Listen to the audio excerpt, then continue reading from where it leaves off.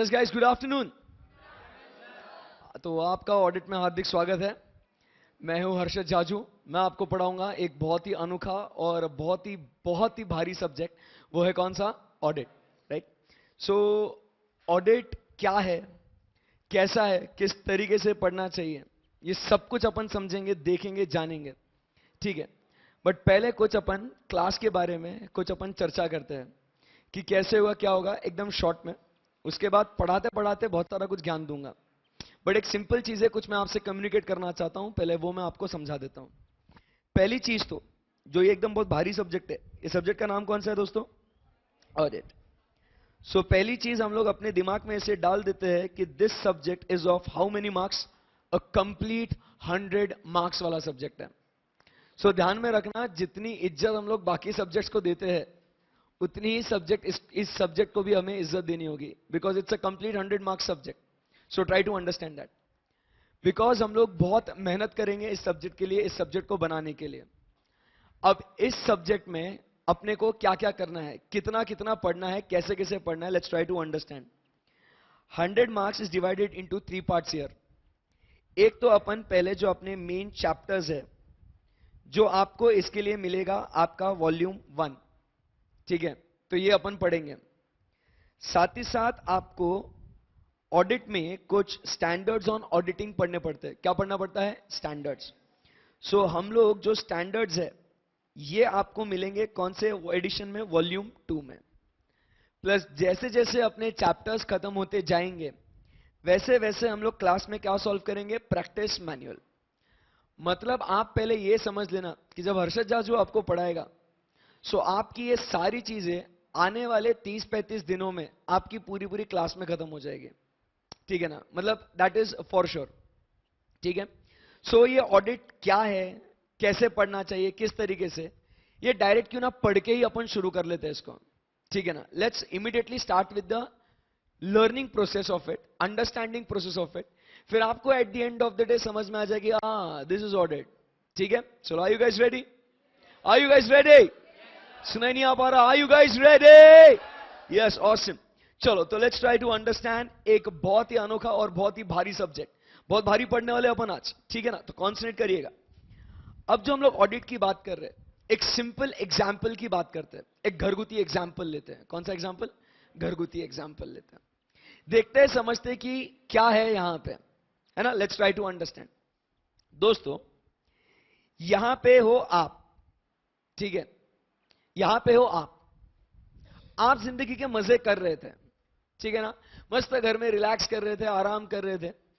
उतने में अपनी प्यारी मदर इंडिया मम्मा मम्मा आ गई और मम्मा ने बोला, बेटा सुनना बेटा, ये है लिस्ट, एक लिस्ट दी है मम्मी ने। बोला ये आइटम, ये इतने आइटम्स है, ये रहे उसके लिए पैसे, है ना बेटा? तो इतने पैसे है, तो जा ये पैसे ले और मार्केट से ये सारे चीजें खरीद के लेके आ जाना। सो आपने कहा ओके, जा रहा हूं। बट अंदर से तो यार बोर हो रहा है, इतनी धूप है, कहां जाऊं, कैसे, मम्मी को मना भी तो नहीं कर सकता हूं ना। सो जैसे तैसे कैसे मैं उठा, अपने आप को पुश किया और मैं जा रहा हूं। और रास्ते में मुझे देखा कि अपना घर का जो नौकर है, वो बस आ ही रहा था। वो आ ही रहा था ना, तो क्या हो गया? बेस्ट। उसको बोला, ए छोटू रुक जा, एक बहुत मम्मी ने अर्जेंट काम बोला है तेरे लिए। मम्मी ने बोला है, हाँ, मैं नहीं बोल रहा हूं, मम्मी ने बोला है। सो सुन, ये मम्मी ने लिस्ट दी है, ये पैसे दिए हैं मम्मी ने बोला है मार्केट से ये सारी चीजें खरीद के लेके आनी है तुझे, जा और फटाक से लेके आई हो। कहा ठीक है। वो छोटू गया, उसको बोला सुन सुन सुन, रुक रुक रुक, आते समय हर एक चीज का बिल लेके जरूर आना, मम्मी ने बोला है, ठीक है ना? हर एक चीज का बिल लेके जरूर आना। समझ में आई बात? हाँ। बोला ठीक है। वो मार्केट गया, पूरा घूम फिर के आया और उसने ये इतने सारे सामान लेके आ गया।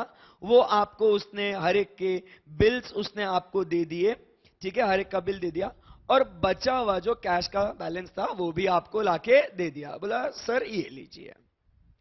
अब बच्चों, आपसे एक सिंपल सवाल पूछता हूं, अभी तक क्या सिनारियो, क्या स्टोरी हुई, आपको समझ में आया क्या? मम्मी ने बच्चे को बोला कि बच्चे मार्केट से जाके सामान लेके आना, ये रहे पैसे। आपको घर का नौकर मिला, नौकर को आपने पैसे दिए, लिस्ट दी और उसको बोला कि तू ये सब लेके आना और ध्यान रखना आते समय क्या लेके आना है, बहुत सारे बिल्स लेके आना है, हर एक चीज के बिल लेके आने हैं तुझे, ठीक है। अब वो सब आ गया और बोला सर ये ले लो, ये रहे बिल, ये रही वो लिस्ट और ये रहे आपका सामान। अब मैं आपसे एक सवाल पूछता हूं मेरे प्यारे दोस्तों, ध्यान से सुनना और जवाब देना। बच्चों, क्या आप डायरेक्टली ये बैग, ये लिस्ट और बचे हुए पैसे क्या आप डायरेक्टली आपके मम्मी को दे दोगे? दे दोगे? दे दोगे? दे दोगे? अच्छा नहीं, काहे? चेक करोगे? अच्छा, चेक करना चाहोगे कि उसने बराबर से वो चीजें लाई ना जो मम्मी ने बोली थी, है ना? उसने बराबर से वो जितना पैसा वो खर्चा करना था उतने का ही बिल है क्या नहीं? जो एंड में जो बैलेंस बचा हुआ है कैश का, वो उतना एक्चुअल में उतना है या नहीं? सारी बातें आप चेक करोगे, पक्का चेक करोगे। और पूरा पूरा चेक करने के बाद जब आप सेटिस्फाइड हो गए कि हो भाई बराबर से करा इसने, ये तो मम्मी चिल्लाएगी ना बाद में, तो जब आप पूरा पूरा सेटिस्फाई होने के बाद फिर आप ये सारी चीजें किसको दे दोगे? मम्मी को दे दोगे, बराबर के नहीं? सो मतलब आप समझने की कोशिश करो, आपने यहां पे क्या करा? क्या करा? क्या आपने? चेकिंग करा। मतलब ही क्या करा आपने? मतलब ही क्या करा?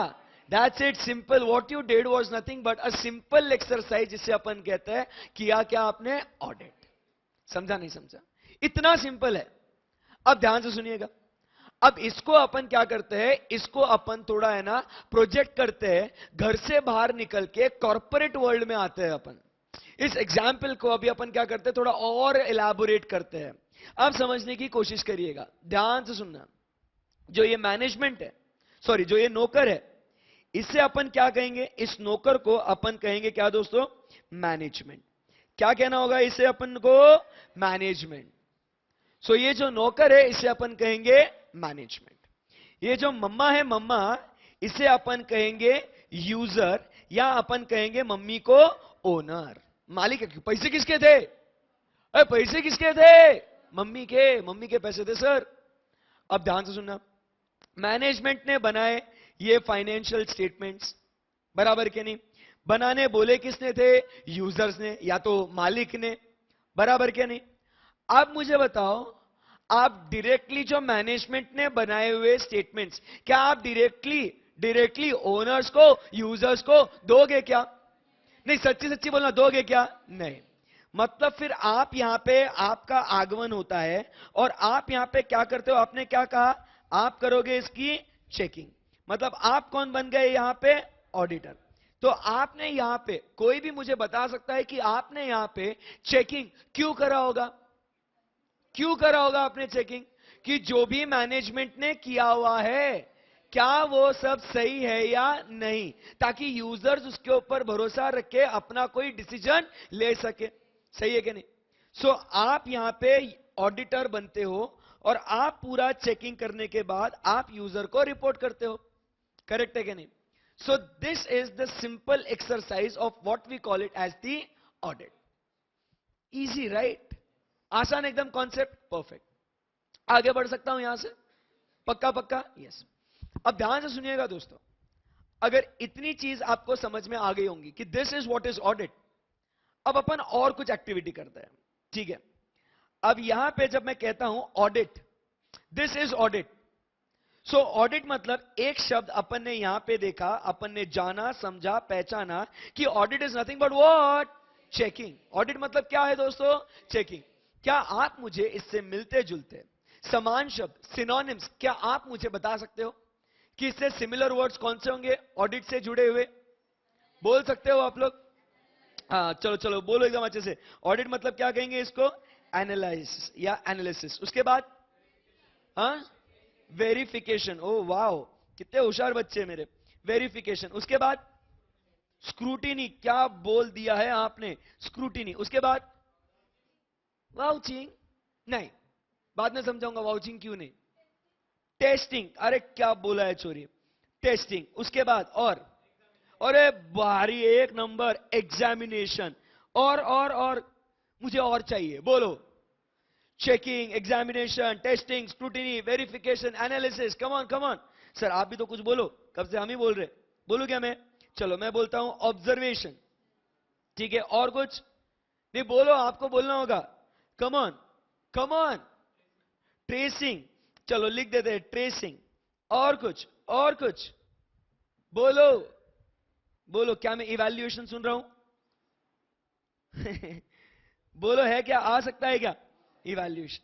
सो क्या दोस्तों, इस सब को मिला के ऐसे और शब्द होंगे क्या? ये सब एक ही चीज को एम कर रहा है क्या? It's audit, right? सो जब अपन कोई भी चीज, अपन क्या कहेंगे? जब अपन कोई भी चीज का checking, verification, examination, evaluation, analysis, scrutiny, सब कुछ करेंगे, उस सबको मतलब अपन क्या कहेंगे मेरे प्यारे दोस्तों? क्या कहेंगे अपन? ऑडिट। एकदम आसान है, करेक्ट है ना? एकदम इजी है। यहां तक धीरे धीरे कॉन्सेप्ट को एक एक एक स्टेप अंदर जाना चाहिए, ठीक है ना? सो this is now you understood first part कि हाँ भाई, ऑडिट मतलब ये हो सकता है। समझ में आया? अगला सवाल आपके सामने ये आता है, एकदम अच्छे से ध्यान से सुनना, समझना और फिर जवाब देना। अब ये जो ऑडिट है, ऑडिट जो अपन बात कर रहे थे, checking, verification, examination, evaluation, scrutiny, right? ये सब होता किस पे होगा भाई? नहीं नहीं, ये होता किस पे होगा ऑडिट? अच्छा, फाइनेंशियल स्टेटमेंट्स। श्योर हो? Very good. ऐसे डरने का नहीं है ना, मस्त कॉन्फिडेंस के साथ गौर से देखो इस चेहरे को, है ना? क्या आपको ये चेहरा खड़ूस लगता है? नहीं, तो मैं हूं भी नहीं, है ना? और दिखता भी नहीं हूं और हूं भी नहीं। सो आपने ध्यान में रखना है, जो भी आपके दिल में आता है ना, आपने वो दिल की बात जुबान पे लेके आनी है, ठीक है? बहुत आगे जाओगे। सो जो भी आपको लगता है, आंसर बिंदास बोलो आंसर। इससे दो बातें होंगी। एक तो आपका अगर आंसर गलत रहा तो पता चलेगा हो भाई, गलत एग्जाम में ठोक के नहीं आना है, ठीक है ना? और वो गलत क्यों है उसका रीजन भी तो मिलेगा आपको, बराबर?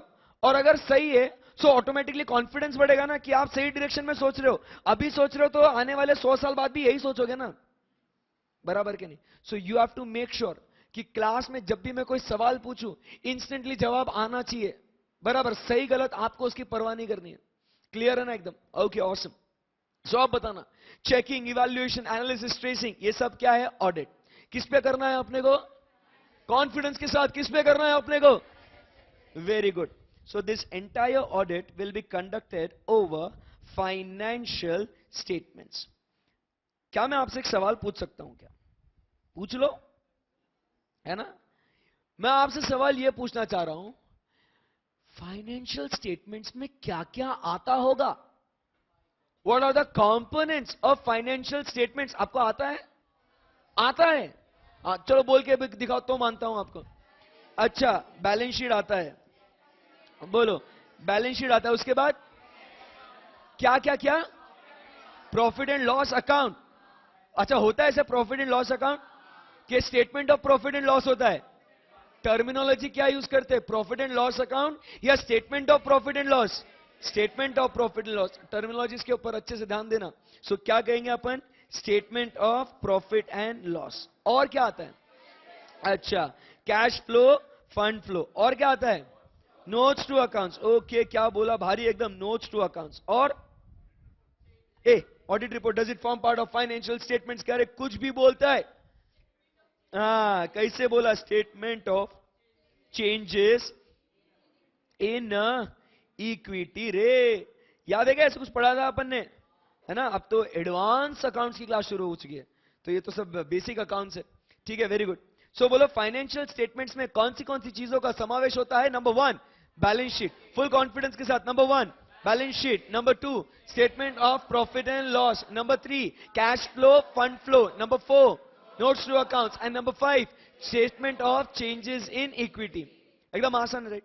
सो अपना ऑडिट इन फाइनेंशियल स्टेटमेंट्स पे, मतलब ही इन अलग अलग उसके कंपोनेंट्स पे होता होगा। सही बोल रहा हूं क्या मैं? बोलो हाँ या ना? हाँ। अब मैं आपसे ये सवाल पूछता हूं, सर कितने सवाल पूछोगे यार? हाँ नहीं, आज तो बस ऐसे ही है, आज तो सिर्फ आप ही जवाब दोगे, मैं सिर्फ सवाल पूछूंगा। फिर आने वाले समय में उल्टा हो जाएगा, सिर्फ आप सवाल पूछोगे, मैं जवाब दूंगा, ठीक है ना? आज फर्स्ट डे ना आपका, तो आज मुझे पूछने दो, ठीक है, आज मुझे रोको मत, ठीक है, चलो let's start. So financial statements की बात करते हैं। सो क्या मुझे कोई बता सकता है क्या, आप में से कोई है जो मुझे बता पाएगा कि क्या फाइनेंशियल स्टेटमेंट्स बनते कैसे होंगे, कैसे बनते हैं financial statements? Any idea? No idea sir. कैसे फाइनेंशियल स्टेटमेंट्स? तो सबसे पहले क्या होता है, देयर इज अ ट्रांजैक्शन। उसके बाद क्या होता है ट्रांजैक्शन होने के बाद? हाँ, रिकॉर्डिंग, मतलब अरे जर्नल एंट्री पास करते। उसके बाद क्या करते हैं अपन? Ledger posting. वाह। उसके बाद ट्रायल बैलेंस, और ट्रायल बैलेंस से क्या बनता है? अरे कितना आसान है, समझ में आया? सो अब दोस्तों एकदम अच्छे से यहां ध्यान से सुनना। इस transaction, journal entry, ledger posting, इस सबको मिला के क्या मैं इसे बुक्स ऑफ अकाउंट्स का नाम दे सकता हूं क्या? Can I call this as the books of accounts? पक्का? पक्का? ओके। सो अब अगला सवाल, अगला सवाल ले लो, है ना? अगला सवाल आपके सामने यह आता है कि दोस्तों ऑडिट, वापस से गौर सुनना, ऑडिट किस पे होगा? Financial statements. सीपीटी का थोड़ा अपन कुछ याद करते हैं।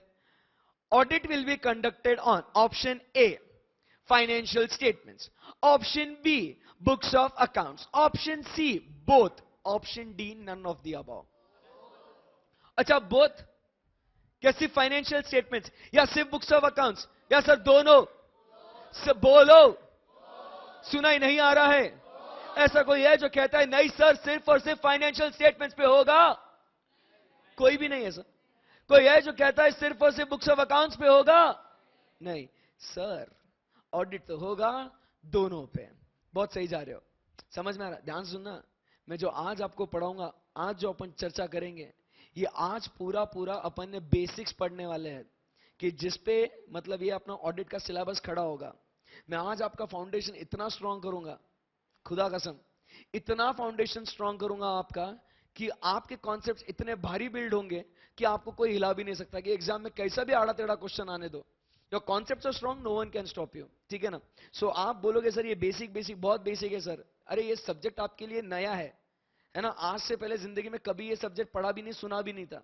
सो obviously we have to start from the scratch. एक पूरा ग्राउंड बनाएंगे, उसके ऊपर फिर अपना सुपर स्ट्रक्चर क्रिएट करेंगे। सही है ना? सो आप सहमत हो इस बात से कि अपन ने बेसिक से शुरू करना चाहिए sir? Yes, very good. So books of accounts पे और फाइनेंशियल स्टेटमेंट्स पे, दोनों पे चेकिंग होगा, दोनों पे चेकिंग होगा ऑब्वियसली सर। यस, क्योंकि आपने बचपन में पढ़ा हुआ है कि जब कभी अपन बुक्स ऑफ अकाउंट्स मेंटेन करते हैं, इतिहास गवाह है सर, इतिहास गवाह है कि कुछ ना कुछ एरर्स आने की संभावनाएं है। बराबर के नहीं? बोल सकते हो आप मुझे ये अलग अलग तरीके के एरर्स कौन से है? हाँ, सिर्फ हाँ, बट आता है क्या? बोलो, एरर्स ऑफ, अरे रे रे रे रे रे, ओ माय गॉड, बोलो, errors of omission, errors of commission, errors of principle, and last में कंपेंसेटिंग एरर्स। याद है ना, ऐसे कुछ एरर्स है। जब अपन बुक्स ऑफ अकाउंट्स मेंटेन करते हैं तो स्वाभाविक तौर पे ऐसी गलतियां हो सकती है, ये अपन ने अकाउंट्स में पढ़ा है, जिसका चैप्टर अपन पढ़ते हैं फिर रेक्टिफिकेशन ऑफ एरर्स। अरे भाई, ये रेक्टिफिकेशन आप कब कर सकते हो? जब गलतियां मिलेगी तब। गलतियां कब मिलेगी? जब आप चेक करोगे तब। और चेक करना मतलब ही क्या करना है? ऑडिट। समझ में आया नहीं आया आपको? That's it, simple. सो आप समझने की करो कि बुक्स ऑफ अकाउंट्स मेंटेन करते समय कोई किसी प्रकार की गलतियां आपसे हो सकती है। यस और नो? यस। एंड गलतियां अगर बुक्स ऑफ अकाउंट्स में होगी तो आपको नहीं लगता है कि आपके फाइनेंशियल स्टेटमेंट्स भी गलत होंगे? अगर सोचो कैलकुलेटर में 1+1=3 फिट किया हुआ है तो आंसर आपको गलत ही मिलेगा ना? हाँ या ना? तो अगर बेसिक में ही प्रॉब्लम है तो एंड में प्रॉब्लम आएगी आएगी ना? तो स्वाभाविक तौर पे क्या बुक्स ऑफ अकाउंट्स भी चेक करना जरूरी है क्या इन गलतियों को ढूंढने के लिए? हाँ या ना? हाँ। अब बट सर, फिर अगर बुक्स ऑफ अकाउंट्स चेक कर लेंगे तो काहे फाइनेंशियल स्टेटमेंट्स को चेक करने की जरूरत पड़ रही है सर? बोलो बच्चों, बोलो, मुझे सुनाई नहीं आ रहा है, बोलो, काहे चेक करेंगे? काहे चेक करेंगे? अगर बुक्स ऑफ अकाउंट्स में ऑलरेडी चेक कर रहा हूं, so what is the necessity, what is the need that I should check the financial statements? अगला सवाल ये है कि बुक्स ऑफ अकाउंट्स और फाइनेंशियल स्टेटमेंट्स दोनों अग्रीमेंट में है या नहीं? एक तो ये चेक करेंगे। नंबर 2, फाइनेंशियल स्टेटमेंट्स बनाने के लिए और भी कुछ रिक्वायरमेंट्स आपको एप्लीकेबल होंगी। जैसे फॉर एग्जाम्पल अगर कंपनीज की बात करें, सो आपने कंपनी अकाउंट से टॉपिक भी पढ़ा हुआ है आपने, जिसमें आपको कंपनी अकाउंट्स बनाने के लिए क्या शेड्यूल 3 का एक फ्रेमवर्क फॉलो करना पड़ता है क्या उसी स्ट्रक्चर में आपको अकाउंट्स बनाने पड़ते हैं क्या आपको फाइनेंशियल स्टेटमेंट्स बनाते समय अकाउंटिंग स्टैंडर्ड्स को भी फॉलो करना पड़ता है क्या? सो अपन जब ऑडिट करेंगे फाइनेंशियल स्टेटमेंट्स के ऊपर, क्या आपको देखना होगा कि वो सारी चीजें भी कंप्लाई करिए या नहीं? मतलब दोनों के उद्देश्य अलग अलग है, दोनों के पर्पस अलग अलग है, हाँ या ना? बोलो हाँ या ना? हाँ, दैट्स इट, इजी। सो यहां से अपना कंक्लूजन ये होता है कि ऑडिट दोनों पे होगा।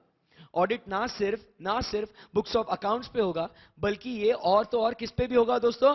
फाइनेंशियल स्टेटमेंट्स पे भी होगा। Any difficulty till here? Easy एकदम टॉपिक, राइट, आसान है। आगे बढ़ सकता हूं यहां से? पक्का पक्का? यस। अगला सवाल पूछूंगा, आप जवाब देना। अब ध्यान से सुनना, समझना। इसी तरीके से क्लास चलेगी।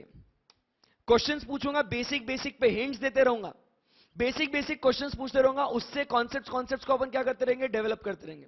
सो आपका भी इन्वॉल्वमेंट रहेगा और थियरी सब्जेक्ट आपको बोरिंग कभी नहीं लगेगा। समझा नहीं समझा? तो एकदम अच्छे से ध्यान से सुनना। सो यहां पे तो कंक्लूजन पे पहुंच गए कि सर ऑडिट ना सिर्फ बुक्स ऑफ अकाउंट्स पे होगा, ना सिर्फ फाइनेंशियल स्टेटमेंट्स पे होगा, बट दोनों पे होगा। क्लियर एकदम? अब अगला सवाल ये पूछता हूं मैं, बच्चों इनमें से ऐसा कौन सा आइटम है, like balance sheet, statement of P&L, cash flow, fund flow, notes to accounts और statement of changes in equity, यार दोस्तों इनमें से ऐसा कौन सा आइटम है जो एज ऑन डेट बनाया जाता है? एज ऑन डेट बनाया जाता है। कौन सा है वो? Balance sheet. श्योर हो आप लोग? So it is prepared as on date. So ऐसा कौन सा आइटम है जो फॉर द पीरियड बनाया जाता होगा दोस्तों? स्टेटमेंट ऑफ P&L, बराबर कि नहीं? सो इट इज प्रिपेयर्ड, क्या बोलेंगे उसको? For the period. श्योर हो आप लोग? पक्का पक्का? सो इट इज प्रिपेयर्ड, क्या कहेंगे? As on date, balance sheet, and for the period क्या बनाया जाता है? Profit and loss account. Easy है, करेक्ट है ना एकदम? फिर यह सवाल पूछता हूं मैं आपसे कि इन दोनों में से, balance sheet, statement of P&L, इन दोनों में से ओपनिंग बैलेंसेस किसे होंगे? Come on, opening balances balance sheet को होंगे या स्टेटमेंट ऑफ P&L को होंगे? बोलो, come on, instant. Statement of P&L को ओपनिंग बैलेंसेस होंगे, बैलेंस शीट को होंगे, किसे होंगे? स्टेटमेंट ऑफ P&L, है ना? है ना? क्या आप इस बात से सहमत हो? श्योर हो? Okay, very good. आपको क्या लगता है? Statement of P&L? पक्का? श्योर हो? कॉन्फिडेंट? लॉक कर दिया जाए? गलत जवाब। दोनों में होता है। ओ माय गॉड, इधर आ तू, नहीं तू आ जा, इधर आ, तू आ इधर, नहीं तू आ ना, तू इसको लेना जरा, पूरा इंडिया देखेगा तुझे। जिसने हिम्मत की है बोलने की, आजा बेटा इधर, पूरा इंडिया में फेमस होने वाला है। देख लो, गौर से देखो इस चेहरे को, जो बोलता है ओपनिंग बैलेंस दोनों में होगा। अब हम इससे कुछ सवाल जवाब करेंगे, ये जवाब देगा ना तू? ऐसा डर मत, तू खुश रह से। हाँ, मैं डरावना लग रहा हूं, है ना? फिर ऐसे खुश रहना। हाँ, वेरी गुड। अब ध्यान से सुनना, इससे सवाल पूछ रहा हूं, ये जवाब देगा। रेडी? सेल्स को ओपनिंग बैलेंस होता है क्या? No sir. क्या बोला उसने? सेल्स को ओपनिंग बैलेंस नहीं होता। परचेस को?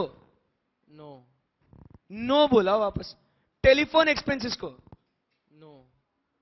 रेंट एक्सपेंसेस को? नो। ए भाई, कैश को? यस। फिक्स्ड एसेट्स को? यस। क्रेडिटर्स को? यस। डेटर्स को? यस। ए भाई, दोनों को कैसा हो गया फिर? कोई आइटम्स किसके बोले थे मैंने शुरुआत में? Statement of P&L। तो तुमने तो उसके सारे आइटम्स को बोल दिया नो, एंड बैलेंस शीट के सारे आइटम्स को बोला। सर वो हुआ क्या ना, एक्चुअली मालूम है आपको, मैं वो स्टेटमेंट ऑफ P&L देखा ना, मुझे बस वो ओपनिंग स्टॉक नजर आया सर वो हो गया सर। और यार गो, समझ में आया नहीं आपको? सो ओपनिंग बैलेंस किसे होंगे? समझ में नहीं आया मुझे, सुना ही नहीं आया मुझे? श्योर हो आप लोग? सो ओपनिंग बैलेंस किसे होंगे, किसे नहीं होंगे? Very good. कॉन्फिडेंस आ रहा है क्या आपको? दिमाग में जा रहा है क्या सब कुछ? Very good. सो अब यहां पे लिखते हैं अपन। सो बैलेंस शीट को ओपनिंग बैलेंसेस होंगे, स्टेटमेंट ऑफ पीएनएल को ओपनिंग बैलेंसेस नहीं होंगे। समझ में आया नहीं आपको? कॉन्फिडेंट हो इसके ऊपर? यस। अब इसके ऊपर आपको एक अगली केस स्टडी आती है आपके सामने। एग्जाम में पूरे पूरे 4 नंबर के लिए आपको एक सवाल आएगा, ध्यान से सुनना, समझना। पहले तो सिंपल क्वेश्चन पूछूंगा, उसके बाद उसको केस स्टडी में डालेंगे अपन, तो आपको जवाब आसानी से आ जाएगा। मुझे बताना, यदि बैलेंस शीट को ओपनिंग बैलेंसेस होते हैं, अपन ऑडिट फाइनेंशियल स्टेटमेंट्स पे बैलेंस शीट पे भी करते हैं, ठीक है ना? तो क्या दोस्तों इन ओपनिंग बैलेंसेस का वेरिफिकेशन करना चाहिए या नहीं करना चाहिए? Should we as an auditors verify the opening balances, yes और no? Are you guys really really really really sure? पक्का? काहे? ये फॉर द पीरियड काहे बोलती है तू?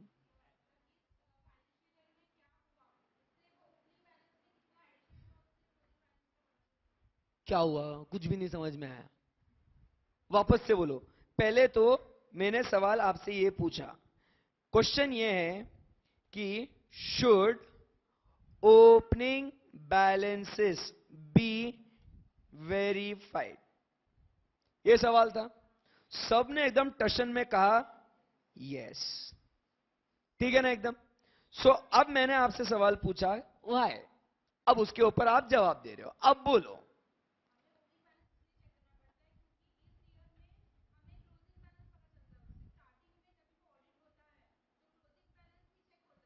हाँ हाँ,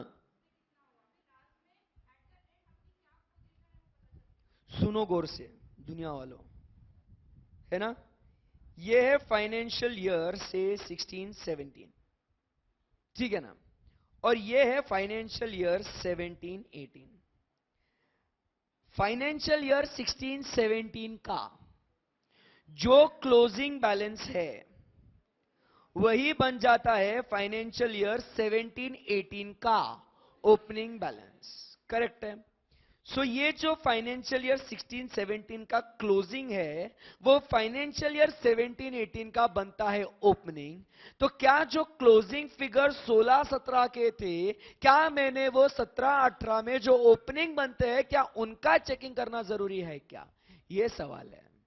समझ में आया? हाँ, समझ में आया? What is closing figures and opening figures? जो पिछले साल के क्लोजिंग बनते हैं वो करंट ईयर के क्या बनते हैं? ओपनिंग। सो जो पिछले साल के क्लोजिंग फिगर्स थे वो इस साल ओपनिंग है, तो क्या मैंने उन फिगर्स का checking, verification, examination in simple, क्या उनका मैंने ऑडिट करना चाहिए कि नहीं करना चाहिए? बोलते क्यों नहीं? चाहिए कि नहीं चाहिए? चाहिए कि नहीं चाहिए? नहीं चाहिए? नहीं चाहिए क्यों? नहीं, मैं पूछता हूं, पहले तो तुमने टशन में आके बोल दिया यस, अब बोलता नो, काहे भाई? लास्ट से पहले ऑडिट हो गया ना। हाँ, वही फिगर तो वापस आ गया ना सर। इतना भी नहीं समझ में आता सर तुमको? पागल हो गया सर तुम? बोलो, करना चाहिए कि नहीं करना चाहिए? श्योर हो आप लोग? Sure? Like really really sure? पहले यस क्यों बोला? गलती हो गई सर, जान दो ना अभी। आंसर क्या, यस और नो? आंसर इज यस, करना चाहिए। सर जबरदस्ती, हाँ तुम अभी कुछ भी बोल रहे सर। चाहिए क्या? अब उधर हाँ बोलते बच्चे। क्यों बेटा बोल? हाँ, आई क्या बोलना चाह रहे हो? पिछले साल का क्लोजिंग इस साल का तो ओपनिंग बनेगा मेरा। पिछले साल का क्लोजिंग 100 रुपए क्लोजिंग है, 101 लिया, तो मतलब तू बोलना चाहता है कि सर उसको आगे लाते समय गड़बड़ हो सकती है, उसे क्या कहेंगे, कैरी फॉरवर्ड या ब्रॉड फॉरवर्ड? अच्छा, कैरी फॉरवर्ड कहेंगे। हमें जानबूझ के देखो, मैंने क्या कहा था, मैं एकदम बेसिक में जाके पढ़ाऊंगा, ठीक है ना? ये टर्मिनोलॉजीज भी आप जो carry forward, brought forward use करोगे उससे आपके मार्क्स डिपेंड करेंगे। सो बोलो, कैरी फॉरवर्ड कहेंगे या ब्रॉड फॉरवर्ड कहेंगे? सो क्या उसमें गलतियां हो सकती है क्या? बोलो ना, हो सकती है क्या? मतलब चेक करना जरूरी है ना कि वो बराबर से ब्रॉड फॉरवर्ड करा या नहीं करा, उसका करेक्ट वैल्यूएशन, सिर्फ वो नहीं, वैल्यूएशन भी सही होना चाहिए, बराबर के नहीं? नहीं तो उसमें वैल्यूज फिगर्स चेंज कर दी तो प्रॉब्लम। बोलो ना, यस और नो? यस। सो अब रीजन दूसरा क्या है, ये भी बताता हूं, सुनो ना। अगर मुझे ये बताना, आप पूरे साल भर के ट्रांजैक्शंस पूरा एकदम मन लगा के एकदम अच्छे से आपने पूरा पूरा चेक कर लिया, नहीं ठीक है, एकदम बराबर से चेक कर लिया, एंड आप इस पूरे ट्रांजैक्शंस ड्यूरिंग द ईयर के लिए आप फुल कॉन्फिडेंट हो, बराबर के नहीं? मुझे बताना, बट अगर आपके ओपनिंग में गड़बड़ हो गई, ड्यूरिंग द पीरियड वाले ट्रांजैक्शन सब सही है, मुझे बताना आप क्लोजिंग पे कॉन्फिडेंट रहोगे क्या फाइनेंशियल ईयर 17-18 के? क्योंकि अगर ओपनिंग में गड़बड़, तो ड्यूरिंग द ईयर कितना भी आप मेहनत करके चेक कर लो, कितना भी आप एक्यूरेसी एस्टैब्लिश कर लो, आपके आने वाले क्लोजिंग फिगर पे आप कभी भी सेटिस्फैक्शन नहीं पा सकते। क्यों? क्योंकि आपको मालूम ही नहीं आपकी ओपनिंग सही है या गलत है। सो मैं पूछता हूं, क्या ओपनिंग बैलेंस को चेक करना जरूरी है क्या? है या नहीं है? अब बोलो हाँ या ना। हाँ, समझ में आया? हर चीज को अपने को डाइजेस्ट करना है, समझना है, और फिर उसके ऊपर अपने को कमेंट करना है, और फिर उसके बाद आगे बढ़ेंगे। समझ में आया? So it is proved right कि opening balance should be check. Exam में इसी को 4 नंबर में केस स्टडी कैसे कन्वर्ट करेंगे, right? For the financial year, ध्यान से देखना, for the financial year 16-17 mister A was appointed as the auditor. Financial year 16-17 के लिए मिस्टर ए ऑडिटर अपॉइंट किए गए थे। उन्होंने पूरा पूरा ऑडिट कर लिया और ऑडिट रिपोर्ट दे दिया। It was observed that in financial year 17-18, the opening stock of 17 is continued as the closing stock of 17-18. मतलब ड्यूरिंग द ईयर कोई ट्रांजैक्शन नहीं हुआ। समझने को मतलब एग्जाम में केस स्टडी कैसे ट्वीक करेंगे, मॉडिफाई करेंगे। फाइनेंशियल ईयर 16-17 में ध्यान से सुनना, एक मिस्टर ए ऑडिटर था, उसने क्लोजिंग स्टॉक वेरीफाई कर लिया। 17-18 में मिस्टर बी आया जो ऑडिटर है 17-18 साल के लिए, और उसने ये देखा कि जो ओपनिंग था एग्जैक्टली वही क्लोजिंग है, साल भर में कोई भी ट्रांजैक्शन नहीं हुआ। समझ में आया? सो मिस्टर बी बोलता है, अरे यार वो ऑलरेडी मिस्टर ए कर चुका है ना, और जो क्लोजिंग है वो पिछले साल का, मतलब ओपनिंग है वही क्लोजिंग है, तो काहे माथा फोड़ी करे भाई? नहीं, मैं नहीं चेक कर रहा हूं। सो क्या यहां पे जो ऑडिटर ने डिसीजन लिया, जो उसने निर्णय लिया, वो सही लिया या गलत लिया, इसके ऊपर आपको कमेंट करना होगा। क्या आपकी राय में क्या है, करेक्ट और इनकरेक्ट? बट साल के दौरान तो कोई ट्रांजैक्शन नहीं थे सर, अभी जो अपन ने केस स्टडी डिस्कस किया वहां पे तो ड्यूरिंग द ईयर ट्रांजैक्शन थे ना। समझ में आया केस स्टडी कैसे मॉडिफाई करेंगे? नहीं समझ में आया? मैंने यहां पे क्या बोला कि साल के दौरान क्या थे दोस्तों? साल के दौरान यहां पे ट्रांजैक्शन थे ना। समझा नहीं समझा? साल के दौरान ट्रांजैक्शंस थे, ये थे यहां पे। केस स्टडी में मैंने क्या बोला? जो ओपनिंग था डिट्टो वैसा का वैसा क्लोजिंग था। इसके लिए मिस्टर बी बोलता है कि मैं चेक नहीं करूंगा क्योंकि ऑलरेडी ऑडिटेड है। सो शुड आई चेक और शुड आई नॉट चेक? बोलो चेक। क्योंकि sir during the period deterioration हो सकता है, थेफ्ट हो सकता है, वैल्यूएशन क्लोजिंग का चेंज हो सकता है, लॉट ऑफ थिंग्स में undergo change. So you just can not ignore कि ड्यूरिंग द ईयर नहीं है तो छोड़ दो, चलो। समझा नहीं समझा? तो आंखें बंद करके जो ओपनिंग था वो क्लोजिंग नहीं ले सकते, भले ही ड्यूरिंग द ईयर ट्रांजैक्शंस नहीं हो तो ऐसे एग्जाम में केस स्टडीज आपको पूछे जा सकते हैं। कितने मार्क्स के लिए? 4 नंबर के लिए। समझ में आया नहीं आपको? इजी है क्या एकदम? बोलो ना हाँ या ना? यस। सो ये सारी सारी कहानी कि ओपनिंग बैलेंस को चेक करना है, ये सारी सारी कहानी एक स्टैंडर्ड में आता है। SA मतलब क्या होता है? Standards on auditing. एक ऐसे आता है, ऐसे नंबर कौन सा? 510। Initial engagement, first time appointment, initial engagement, opening balances. ठीक है? So that is SA number 510। अब जैसे मैंने स्टैंडर्ड का रेफरेंस दिया, ध्यान से सुनना क्या बोल रहा हूं। जब अपन मेन सिलेबस पढ़ते रहेंगे ना, मैं आपको इन स्टैंडर्ड्स का रेफरेंसेस देते रहूंगा कि ये स्टैंडर्ड किसके बारे में है, ये क्या बोलता है, ये मैं उसके बारे में आपको ज्ञान देते रहूंगा। तो जिससे क्या हो जाएगा, स्टार्टिंग से ही आप स्टैंडर्ड्स आपके लिए अनजान नहीं होंगे, आपने उनके बारे में सुना रहेगा, वो आपके लिए सुना सुना नहीं रहेगा। क्या बोला है सर तुमने? समझा नहीं समझा? वो स्टैंडर्ड आपके लिए सूना सूना रहेगा, बिल्कुल भी आपके लिए सूना सूना नहीं रहेगा। समझा नहीं समझा? फिर जब अपन 20 दिन बाद अपना पूरे ये चैप्टर्स खत्म हो जाएंगे, उसके बाद जब अपन वॉल्यूम 2 स्टैंडर्ड्स पढ़ना शुरू करेंगे, स्टैंडर्ड्स के नाम और नंबर तो अपने पास रहेंगे ही रहेंगे, बस उसके अंदर के कॉन्सेप्ट जो अपन ने ऑलरेडी डिस्कस करे वापस से एक बार अच्छे से उसको पढ़ना है। समझ में आया नहीं है? सो इस तरीके से सब कुछ अच्छे से एकदम खत्म हो जाएगा। ठीक है ना? मैं आज आपको ये नहीं बताऊंगा मैं किस तरीके से पढ़ाता हूं, सीधा पढ़ा के बताऊंगा मैं किस तरीके से पढ़ाता हूं। समझा नहीं समझा? ठीक है ना? Because action speaks louder than words, ये मेरा एकदम स्ट्रॉन्ग बिलीफ है मेरा। सो समझ में आया आपको? सो अब आप भूल गए होंगे कि ऐसे कौन से बात कर रहे थे। मैं ऐसे बीच बीच में ज्ञान भी देता हूं ताकि बच्चा भूल जाए, फिर मैं उसको वापस से पूछूं एंड यू बी कंफ्यूज किया। अच्छा बोलो कौन सा स्टैंडर्ड का नंबर था? 510। उसका नाम तो नहीं याद होगा, पक्का है? अच्छा याद है, initial engagement opening balances. Opening balance check करना जरूरी है या नहीं है? जरूरी है। खत्म हो गई बात, आसान है एकदम। ओके आगे बढ़ सकता हूं यहां से? बोलो पक्का पक्का? यस। चलो सो लेट्स गो अहेड। अब जैसे अपन यहां पे चर्चा कर रहे थे,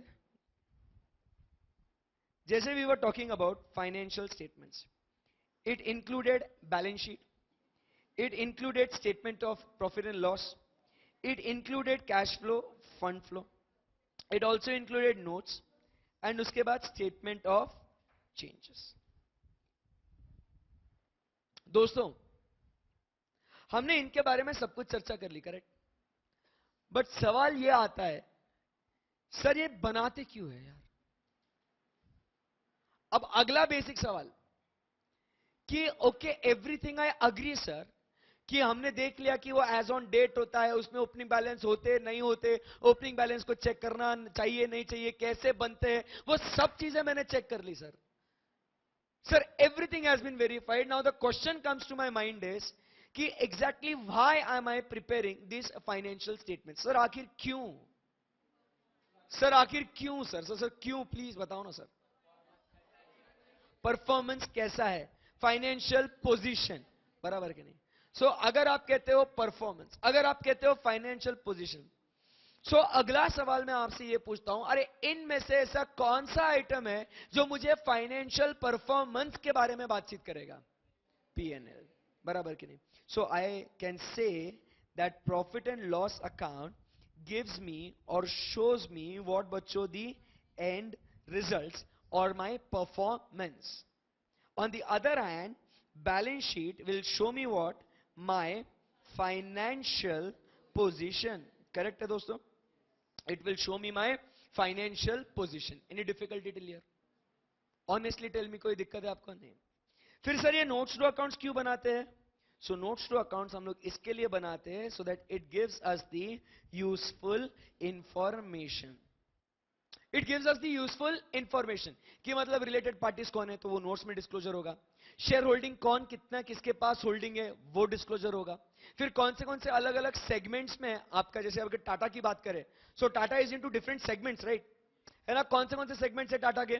सो टाटा नमक से लेके जैगुआर तक है, बस खत्म हो गई बात। टाटा नमक से लेके जैगुआर तक है, मतलब बस खत्म हो गई बात, बोलने की जरूरत ही नहीं। सो इनके ये अलग अलग सेगमेंट्स है टाटा ग्रुप ऑफ कंपनीज के अंदर, बराबर कि नहीं? सो ये इनके अलग अलग सेगमेंट्स है, तो उसके बारे में भी जानकारी आपको कहां से मिलेगी दोस्तों? In through notes to accounts. So इसके वजह से अपन क्या बनाते हैं?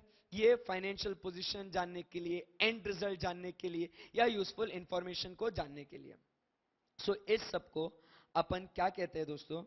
We call it as, this is the purpose of financial statements. General purpose जो public at large generally use कर सकती है। जनरल पर्पस फाइनेंशियल स्टेटमेंट्स मतलब क्या होता है? जो public at large generally use कर सकती है। समझा नहीं समझा? सो वो क्या उद्देश्य से, क्या पर्पस से, क्या हेतु से, ठीक है ना? अब ध्यान से सुनना, जैसे आप नोटिस करते होंगे मैं हर एक कॉन्सेप्ट आपको दो भाषा में पढ़ा रहा हूं, राधे तीन भाषा में पढ़ा रहा हूं। एक तो एक बार हिंदी में बोल रहा हूं, फिर उसी को इंग्लिश में भी बोल रहा हूं, फिर हिंदी इंग्लिश में भी बोल रहा हूं, ठीक है ना? सो इस तरीके से पढ़ना ताकि कॉन्सेप्ट वो बहुत अच्छे से रजिस्टर हो, ठीक है ना? और आगे बढ़ने से पहले और एक इंपॉर्टेंट चीज जो मैं आपको कहना चाहता हूं क्लास में, या आपको करना होगा, और जैसे आप अभी ऑडिट पढ़ रहे हो, ठीक है ना? जैसे मैंने आपसे कहा कि आपको जो भी आप जब मैं क्वेश्चन पूछूंगा तो आपने इंस्टेंटली जवाब देना है, राइट या रॉन्ग उसकी फिक्र परवाह आपको करनी नहीं, you don't have to worry for that. Second important thing जो मैं आपसे कहना चाहूंगा, जब मैं पढ़ाता हूं, पढ़ाते समय यदि आपको कोई भी किसी भी प्रकार का डाउट आया, you did not understand a particular part, क्योंकि आगे आगे धीरे धीरे अभी लेवल बढ़ेगा ना, इसलिए ये स्टेज पे बोलना बहुत जरूरी है। अगर आपको कहीं पे भी किसी भी वक्त आपको कुछ समझ में नहीं आया, you just have to simply raise your hand. मैं रोक दूंगा अपने आप को और मैं पहले आपका डाउट सॉल्व करूंगा। उस कॉन्सेप्ट का जो डाउट चलता रहेगा, हाथों हाथ पूछने का। आपने ये बिल्कुल भी नहीं सोचना यार मेरा डाउट काफी सिली है, यानी बहुत बड़ा डाउट है, because you are not the one to decide whether it is easy और डिफिकल्ट वाला डाउट, क्योंकि आपको आइडिया ही नहीं है। दोस्त को पूछना नहीं, क्योंकि दोस्त के लिए भी नया सब्जेक्ट है, इतने को समझा कह रहे, तू बता सकता है, उसके लिए भी नया सब्जेक्ट है ये, समझा? तो the right person to get the doubt solved is me. Sir class के पहले, क्लास के बाद या क्लास के दौरान? क्लास के दौरान। बिल्कुल भी ये मत सोचना कि क्लास के पहले आके पूछ लेंगे या क्लास के बाद, क्योंकि आपके पास टाइम नहीं है। और मैं चाहता हूं कि क्लास के क्लास में सॉल्व हो, रीजन समझने की कोशिश करना। ध्यान से सुनना, अगर आपको मैंने कोई कॉन्सेप्ट पढ़ाया और आपको वो शायद समझ में नहीं आया, I am giving my best to make you understand, but there may be a small part of it जो आपको क्लिक नहीं कर गया हो, तो आपको वो पूछना है, मैं वापस से समझाऊंगा। मेरे में बहुत पेशेंस है, मैं एक चीज 100 बार समझा सकता हूं, बहुत पेशेंस है मेरे में। सो ध्यान से सुनना, ये इसका फायदा आपको क्या होगा, वो कॉन्सेप्ट समझ में आएगा। बट अगर नहीं पूछोगे तो आपके दिमाग में बैक ऑफ द माइंड पे चलता रहेगा, यार वो नहीं समझा यार, वो नहीं समझा यार। और फिर जो मैं आगे पढ़ा रहा हूं उसका लिंक नहीं लगेगा या उसमें मन नहीं लगेगा, तो आगे जो पढ़ा रहा हूं उसमें भी बैंड बज गई, बराबर कि नहीं? सो इट इज बेटर कि your 5 seconds will help you to concentrate in class also, and आगे वाला समझेगा भी, करेक्ट है ना? सो ये चीज बहुत इंपॉर्टेंट है कि आपने सोचना ही नहीं कि सर को कैसे पूछूं, बिंदास पूछने का। कभी कहावत सुनी होगी, टीचर भी कभी स्टूडेंट था, बराबर कि नहीं? सो मैं जब पढ़ाता हूं तो मैं इस इंटेंशन से पढ़ाता हूं कि अगर मैं स्टूडेंट होता तो मैं क्या क्या एक्सपेक्ट करता था, बस वही उसी नजरिए से मैं पढ़ा रहा हूं आपको। And as a student you have every right to ask every question which you find difficult, बराबर कि नहीं? और जब तक, मेरे क्लास में ध्यान में रखना, जब तक आपकी डाउट सॉल्व नहीं होता छोड़ना नहीं मुझे, मैं मजाक नहीं कर रहा हूं। You should be very selfish, आज तो पूछूंगा, नहीं समझाना, नहीं समझाना, पूछ के रहूंगा, ये इंटेंशन से क्लास में आने। नॉलेज जितना गेन कर सकते ना उसको फुल एक्सप्लॉइट करने का, ठीक है? परफेक्ट, ओके, बोलो। वेरी गुड, है ना? इतनी देर से आ रहा था ना डाउट, बट पूछने का मन नहीं बना। Very good, I am so happy. बोलो बेटा, कौन सा एग्जाम्पल? जी जी, ओपनिंग बैलेंस का, ये रहा। करेक्ट है, पिछले साल का क्लोजिंग बैलेंस करंट ईयर का ओपनिंग बैलेंस, एकदम सही बोल रहे हो।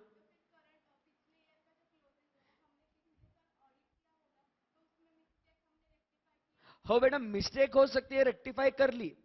पिछले साल के क्लोजिंग में कुछ भी गलतियां होंगी वो हमने रेक्टिफाई कर ली, वो हमने ठीक कर ली, कोई टेंशन नहीं है, उसमें हमें कोई भी आपत्ति नहीं है बच्चा। We don't have any problem in that. But the problem is कि when we are pulling the figures from the previous years closing to current years opening, पिछले साल के क्लोजिंग इस साल जब ओपनिंग बना रहे, अपन जब ब्रॉड फॉरवर्ड कर रहे, क्या उसमें आपसे गलतियां हो सकती है क्या? क्या उसमें किसी प्रकार की एरर ऑफ ओमिशन कमीशन हो सकता है क्या आपसे? क्या प्रिंसिपल वैल्यूएशन में भी गड़बड़ हो सकती है क्या? आपको नहीं लगता कि आपको वो भी चीजें चेक करनी चाहिए? क्योंकि अगर वो चेक नहीं करी तो ड्यूरिंग द ईयर भले ही सब सही है, क्लोजिंग गलत हो जाएगा। हाँ, तो इसके लिए अपने को क्या चेक करना होगा? ओपनिंग भी चेक करना होगा। परफेक्ट, बिंदास पूछने का, बिल्कुल भी टेंशन लेने का। I am so proud of you बच्चा, बहुत आगे जाओगे तुम जिंदगी में, ठीक है? समझ में आया आपको? अपन क्या चर्चा कर रहे हैं अभी? पर्पस। भूल गए होंगे पर्पस क्या था, बोल सकते क्या? बैलेंस शीट का पर्पस क्या है? नहीं सुना, नहीं आ रहा? Financial position, okay. Profit and loss का एंड रिजल्ट, और यूजफुल इंफॉर्मेशन कौन देगा? Notes to accounts. इजी है, वापस एक बार पूछूं? ठीक है, चलो अपन एक काम करते हैं, अभी तक जितना भी ज्ञान अपन ने लिया, जितना भी प्रवचन अपन ने सुना, एक बार क्विक रिकैप करेगा? देख के बोलना है, बिना देख के बोलना है? यही तो मजा है, इसको तो अपन कहते हैं मैजिक बोर्ड। जो भी मैं लिखूंगा, मजाक नहीं कर रहा हूं, जो भी लिखूंगा आपके दिमाग में फिट हो जाएगा। वो भगवान ने बहुत भारी पावर दिया है मेरे, पता नहीं, है ना? मैं बहुत भारी इंसान हूं, यहाँ का नहीं हूं, बाहर से आया हूं मैं, है ना? हाँ। सो एकदम कॉन्सेंट्रेट करना, जो जो पूछूंगा मस्त एकदम इंस्टेंट जवाब देना, ठीक है? What is audit? दिख रहा है क्या? ऑडिट मतलब क्या? Checking, verification, examination, scrutiny, analysis, evaluation, observation, inspection. जो बोलना है बोल लेना, एक 8-10 पॉइंट तो इकट्ठा कर सकते हैं अभी अपन। ये होता किस पे है? और बुक्स ऑफ अकाउंट्स पे। बुक्स ऑफ अकाउंट्स बनते कैसे है? Transaction, journal entry, ledger posting, trial balance और फाइनेंशियल स्टेटमेंट्स। मैं पूछता हूं फाइनेंशियल स्टेटमेंट्स में क्या क्या आता होगा? Balance sheet, statement of PNL, cash flow, fund flow, notes to accounts, and last में क्या है? क्या है क्या है क्या है? Statement of changes in equity. आसान है क्या एकदम? नहीं, सच्ची सच्ची बोलना, आसान है क्या एकदम? Very good.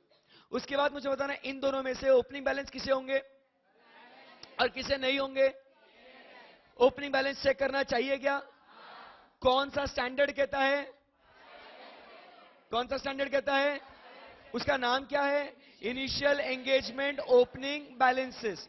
दोस्तों, इसमें से पर्पस ऑफ बैलेंस शीट क्या है? Financial position. Purpose of balance sheet क्या है? और बैलेंस शीट का पक्का? ठीक है, कॉन्सेंट्रेट कर रहे हो, वेरी गुड। और स्टेटमेंट ऑफ पीएनएल का और नोट्स टू अकाउंट्स का?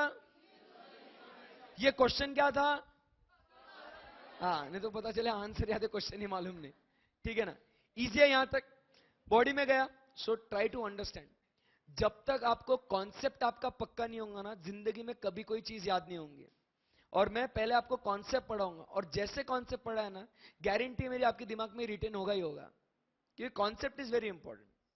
आगे, अब अगला सवाल जो आपके सामने आएगा, बहुत भारी सवाल रहे, मतलब पूछो ही मत। पर्पस जानने के बाद अपन समझते हैं उसके यूजेस क्या है और उनके यूजर्स क्या है। सो सवाल ऐसा बनता है, who are the users and what are their uses? Guys, purpose और यूज, पहले इन दोनों में, ये दोनों सेम है क्या अलग अलग है? कि पर्पस एंड यूज, पर्पस मतलब क्या है?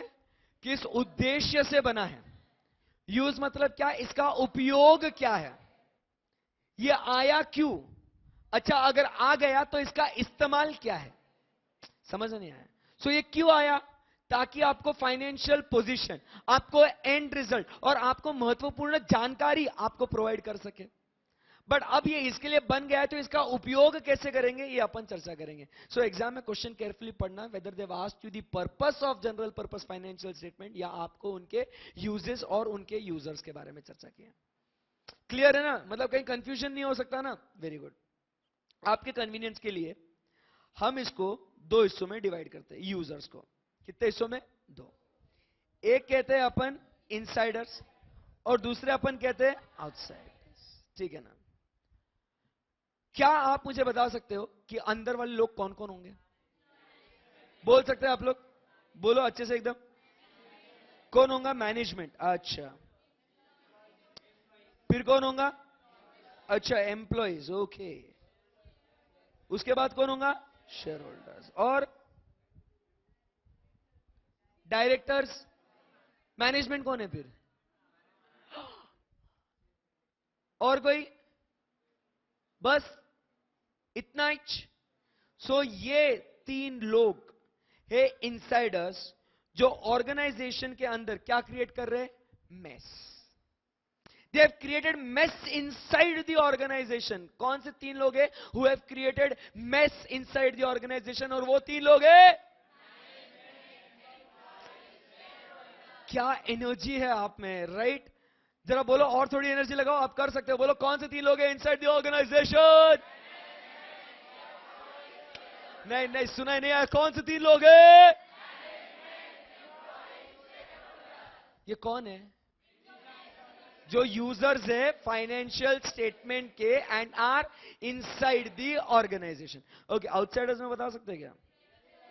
नहीं, बोलो ना, कौन है? अच्छा, इन्वेस्टर है, ठीक है। और कौन है? अच्छा, क्रेडिटर है। और अच्छा, कॉम्पिटिटर है। ओके, कौन है? और गवर्नमेंट भी, और बैंक्स भी है। अच्छा, बैंक्स भी ले लो। और फाइनेंशियल एनालिस्ट। ओके, और पब्लिक, तो ये लोग कौन है भाई? जनरल पब्लिक मतलब they will be the prospective investors, right? किस उद्देश्य से आप जनरल पब्लिक में आते हो, बट आप फाइनेंशियल स्टेटमेंट्स बच्चा किस उद्देश्य से देखोगे? तो आपका रूप क्या हो जाएगा? कौन सा रूप धारण कर लेगी बेटा तू? इन्वेस्टर का। और कोई है क्या? नहीं। डेटर आ सकते क्या? नहीं आ सकते ना? क्यों नहीं आ सकते? Creditor, investor, competitor, government, banks, financial analyst, debtor आ सकते? आ सकते, क्यों नहीं आ सकते? ले लो ना, चर्चा करेंगे बाद में क्यों नहीं क्यों हाँ, लिख तो लो पहले डेटर। सो समझ में आया ये कौन हो गए दोस्तों? आउटसाइडर। अब कौन से लोग हैं जरा पढ़ो, कितनी लंबी लिस्ट हो गई सर, बोलो कौन से? Investor, creditor, competitor, government, banks, financial analyst and. पक्का? श्योर हो? इजी एकदम? ठीक है। अब इसको कैसे याद करें? ये तो आप ही ने बताया ना। ठीक है, अब ध्यान से सुनना। मुझे ऐसे लोग इसमें से, हाँ बोल बेटा। आगे पढ़ेंगे ना, अभी तक हमने उसके यूजेस पढ़ने बाकी है। अभी तो अपन ने सिर्फ अभी के लिए बोला यूजर्स कौन है, सवाल अभी तक खत्म नहीं हुआ है ना? वेरी गुड, आगे बढ़ सकते हैं? ठीक है। सो अब ये आउट इनसाइडर में कौन थे? वो तीन लोग जो क्या क्रिएट कर रहे थे? मेस। कौन से तीन लोग थे? Management, employees, share holders. अब आउटसाइडर्स में कौन से? अब ध्यान सुनना, ऐसे लोग ढूंढ के बताओ मुझे जिनसे पैसा अपने को आना है। आना है। कौन है ये? एक तो इन्वेस्टर है और कौन है? डेटर है, रिसीवेबल। सो दो लोग ऐसे हैं जिनसे पैसा आना है। ऐसे दो लोग बताइए मुझे जिन्हें पैसा अपने को देना है, कौन है? जी अब बात, क्रेडिटर और बैंक्स। ऐसे दो लोग बताओ जिन्होंने परेशान करके रखा हुआ है यार। क्या बोल रहे हो? क्या बोल रहे हो आप लोग? कॉम्पिटिटर और गवर्नमेंट। और एकदम से एकदम ईमानदार, इज्जतदार, मतलब न्यूट्रल है, बेचारे का कोई पाप नहीं है। कौन है वो? वो है फाइनेंशियल एनालिस्ट। एकदम ऐसे नादान परिंदा है वो। बराबर नहीं? हो गए क्या सारे पॉइंट्स? सो टेंशन नहीं है, बराबर? सो इतने से इतनी लंबी लिस्ट है, बराबर? 1 2 3 4 5 6 7 8 9 10, 10 पॉइंट, पूरे पूरे 6 नंबर घर पे लेके आना, टेंशन ही नहीं है। सो अब बताइए कौन से लोग हैं who are outside the organisation? कौन है आउटसाइडर्स में? फटाफट जवाब देना। ऐसे लोग जिनसे सिंपल आना है, देना है, परेशान करा है और एकदम न्यूट्रल है। इजी है, राइट? चलो बोलो, ऐसे लोग बताइए जिन्होंने आपको परेशान करके रखा हुआ है यार। Government and competitor. ऐसे लोग जिनसे पैसा आना है, इन्वेस्टर और डेटर। जिन्हें पैसा देना है, क्रेडिटर और बैंकर। और जो एकदम नॉर्मल है। सो खत्म हो गया यहाँ पे। सो यहाँ पे अपने 10 पॉइंट खत्म हो गए। कौन सा क्वेश्चन था? क्वेश्चन क्या था? Users of financial statements. Okay, ध्यान से सुनना, आगे बढ़ सकते हैं। अब बस क्या पढ़ना है? उनके यूजेस। एंड फिर अपने 6 नंबर वाला क्वेश्चन समाप्त हो गया। इजी है, राइट? ऑसम। सो अब ध्यान से सुनिएगा, समझिएगा, जवाब दीजिएगा। हु आर द, क्वेश्चन क्या था? Who are the users of financial statements? दो लोग हैं, कौन कौन है? Insiders and outsiders. बोलो और एक बार, मस्त ऐसे से करके बोलो ना। Insiders and outsiders. ये बोलो वापस एक बार, इनसाइडर्स एंड आउटसाइडर्स। क्वेश्चन क्या था? Who are the users of financial statements and what are their? Who are the users of financial statements and what are their uses? कौन से दो कैटेगरी के लोग हैं? Insiders and outsiders. इनसाइडर्स में तीन लोग जिन्होंने मेस क्रिएट करके रखा, कौन है? Management, employees, share holders. Outsider में जैसे ऐसे लोग जिन्होंने पैसा देना है, देना है मतलब अपने को आना है। इन्वेस्टर एंड डेटर, जिनको पैसा देना है और जिन्होंने परेशान करके रखा है भाई। और जो एकदम नॉर्मल है, न्यूट्रल है, एकदम बे। जी अब बात, आगे बढ़ सकता हूं यहां से? यस। अब सिंपल सिंपल बात चर्चा करते हैं। सिंपल चर्चा क्या है यहाँ पे? बस उनके अभी यूजेस क्या है, वो किस तरीके से, किस लिए वो लोग क्या कर रहे हैं दोस्तों, उपयोग कर रहे हैं। ठीक है, चलो एक सेकंड ना।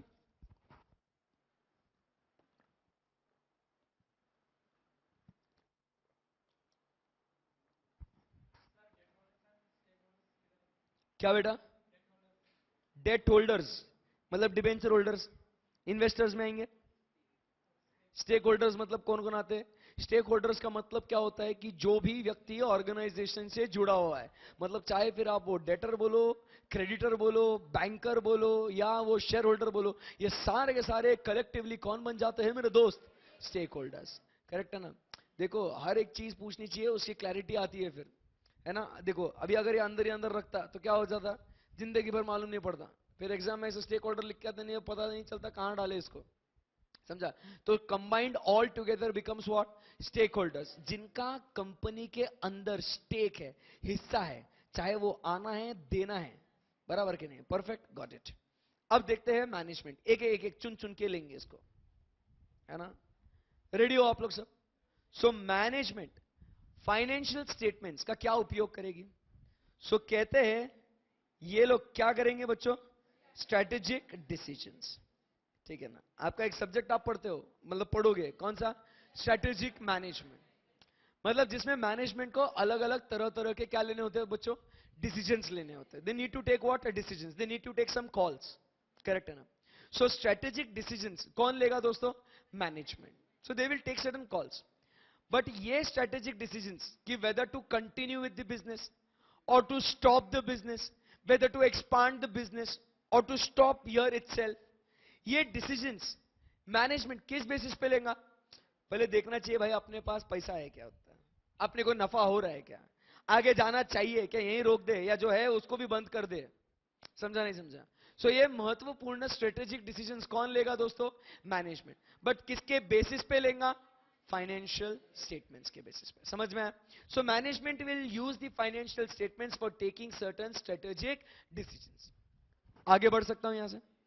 Second point, share holders. धीरे धीरे पहले सिंपल सिंपल को निपटा लेंगे अपन। शेयर होल्डर्स क्यों इस्तेमाल करेंगे दोस्तों? शेयर होल्डर्स भाई, वेरी गुड, टू इन्वेस्ट और नॉट टू इन्वेस्ट। बच्चा, ए बच्चा, टू इन्वेस्ट और नॉट टू इन्वेस्ट, अच्छा ना बोलते हो तो कितना अच्छा लगता है। अब अगर आप बोलोगे share holders will take the call to invest और नॉट टू इन्वेस्ट, अरे भाई क्या ये लोग ऐसे है क्या जो ऑलरेडी पैसा अपना लगा चुके हैं? और फिर काहे ऐसे बोले थे भाई तू? तो फिर क्या बोलना चाहिए? So they will think whether to continue with the investment और नॉट। बराबर के नहीं? समझ में आया? तो आंसर इसलिए कह रहा हूं, बोलते रहो, बहुत मजा आएगा, है ना? चलो बोलो। सो क्या कहेंगे यहां पे? टू टू कंटिन्यू और नॉट टू कंटिन्यू। समझ में आया नहीं आपको? उसके बाद इन्वेस्टर्स, अब बोल बेटा क्या कहेंगे इन्वेस्टर को? टू इन्वेस्ट और नॉट टू इन्वेस्ट, मतलब उनके इन्वेस्टिंग डिसीजंस के लिए। सो क्या लिखेंगे? टू इन्वेस्ट और नॉट टू इन्वेस्ट। करेक्ट है ना? उसके बाद यहां पे कॉम्पिटिटर भी, उनके क्या, किसके लिए बच्चों? उनके स्ट्रेटेजीज डिसाइड करने के लिए। बराबर कि नहीं? जैसे क्या होता है, कैसे स्ट्रेटेजीज, आप समझने की कोशिश करो कि how sir financial statements competitor strategies, कुछ पल्ले नहीं पड़ा सर, है ना? आप ध्यान से सुनना। मान के चलो दो कंपनीज है, कोक एंड पेप्सी। इंडस्ट्री में it's a kind of an oligopoly, economics में पढ़ते थे अपन, right? So two major giants से फ्यू सेलर्स है, वो कौन से? कोक और पेप्सी ले लो।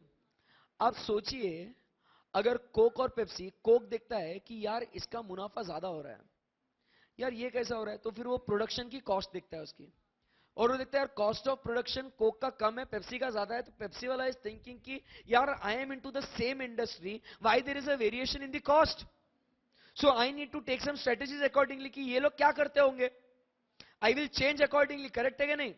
सो एडॉप्शन करेंगे ना, बोलो ना हाँ या ना? हाँ, दैट्स इट, सिंपल। समझ में आया नहीं आपको? सो ऐसे स्ट्रेटेजीज को डिसाइड करने के लिए कॉम्पिटिटर्स आपके क्या यूज कर सकते हैं? Financial statements. Are we clear here? पक्का पक्का? यस। So strategies. उसके बाद बता सकते हैं क्रेडिटर क्यों करेगा इस्तेमाल? क्रेडिटर क्यों करेगा इस्तेमाल? हाँ, क्रेडिटर क्या, उसके एबिलिटी टू रीपे देखने के लिए। अरे उसको क्रेडिट पे गुड्स देना है, वो रीपे कर पाएगा नहीं, अपना पैसा भाई डूबना नहीं चाहिए। सो वी शुड लुक ना सेफ्टी ऑफ आवर मनी, नहीं तो दे दिया क्रेडिट पे, बराबर, और पैसा डुबा देगा तो फिर आया ही नहीं पैसा तो। सो क्रेडिटर क्यों देखेगा? ऐसे व्यक्ति को क्रेडिट दे रहे, वो पैसा अपने को देगा नहीं देगा, मतलब क्या देखने के लिए बच्चों? उसका रिपेइंग कैपेसिटी।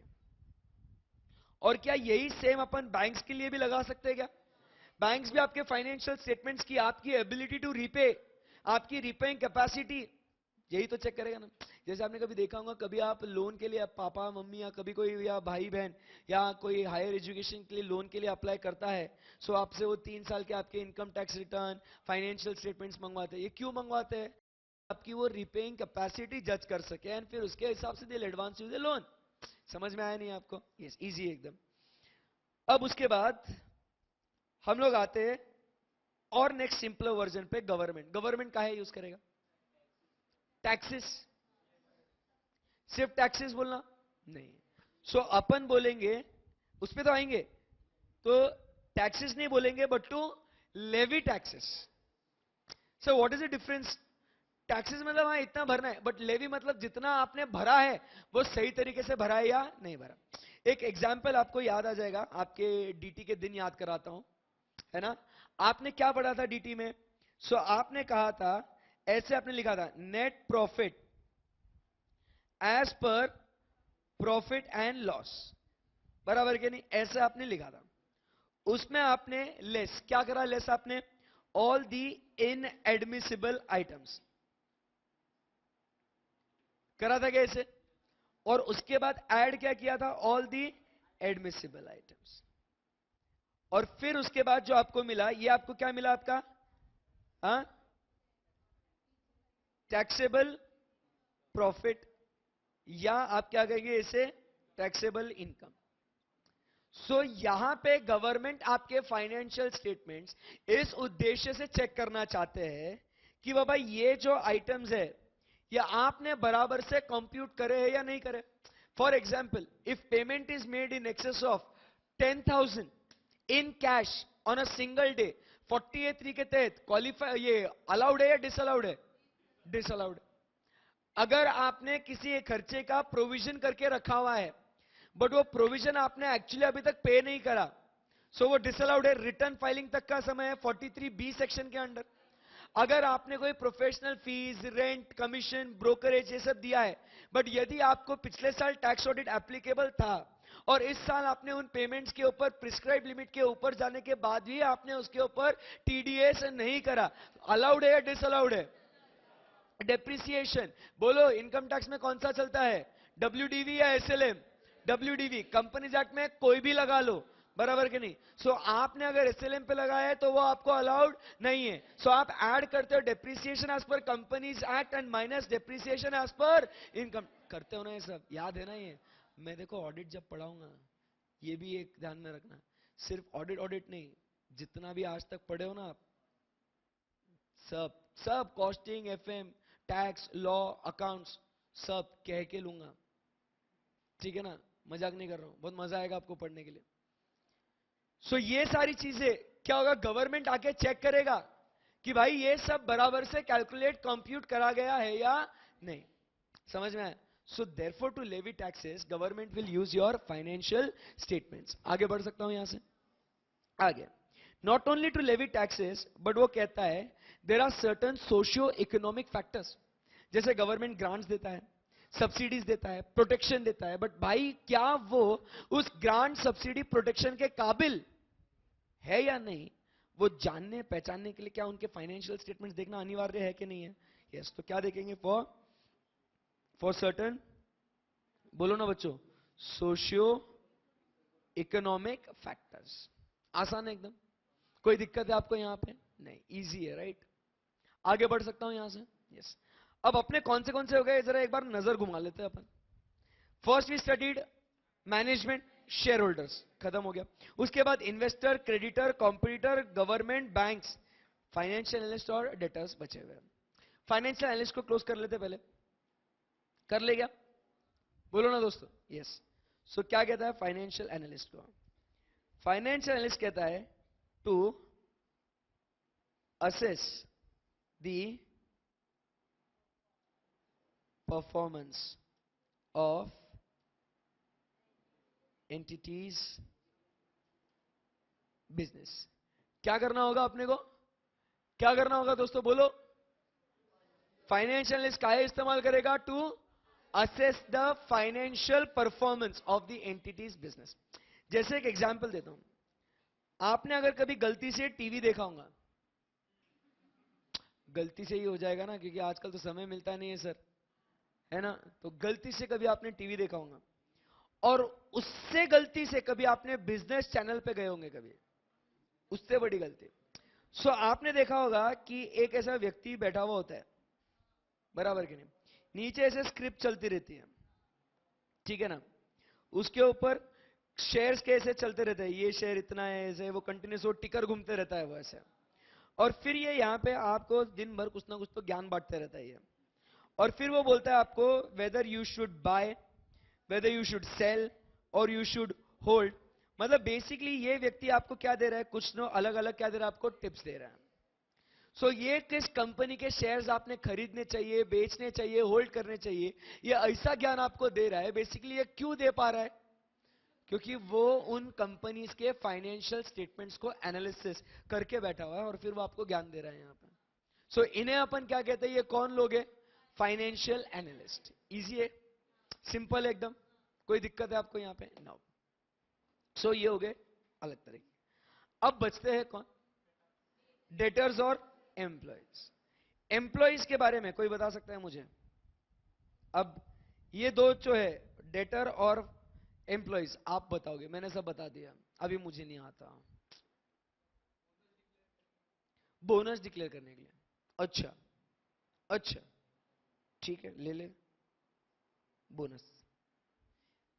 आपको नहीं लगता बोनस के लिए फाइनेंशियल स्टेटमेंट, बोनस डिक्लेयर यार कम, मतलब मुझे एक बात बता, अपन ने पेमेंट ऑफ बोनस एक्ट पढ़े हो क्या?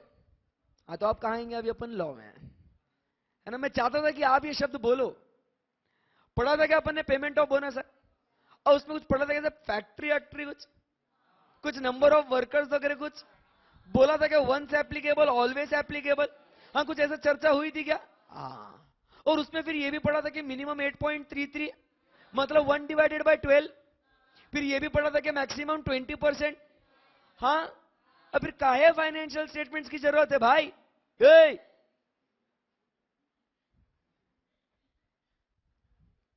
थरा नॉलेज, पूरा एंड टू एंड देखना, बहुत मजा आएगा, ये तो शुरुआत है, जैसे जैसे कॉन्सेप्ट डेवलप होंगे और ज्ञान देंगे। बोलो, नहीं पहले बोनस का होंगे यार, कैंसिल क्या बोनस, और कैसे कैंसिल, फिर क्या, सैलरी, मतलब उसमें इंक्रीमेंट, अच्छा राइज चाहिए, उसमें ग्रोथ चाहिए, इंक्रीमेंट चाहिए, मतलब मंगते पने करने के अपन ने, इतना छाप रहे हो तुम, अकेले अकेले, हाँ हमें भी दो ना थोड़ा। मतलब इसके लिए आप फाइनेंशियल स्टेटमेंट्स, देखो चलो देख कितना कमा रहा तू, इतना छाप रहा तू, ये दिया ना थोड़ा, ये दिया ना रे, हाँ,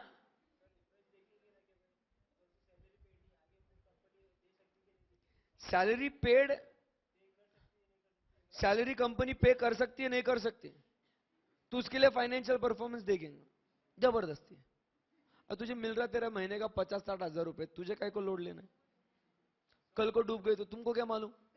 अब मुझे एक बात बताओ, कौन बोला कल को डूब गए, तुम बोले ना?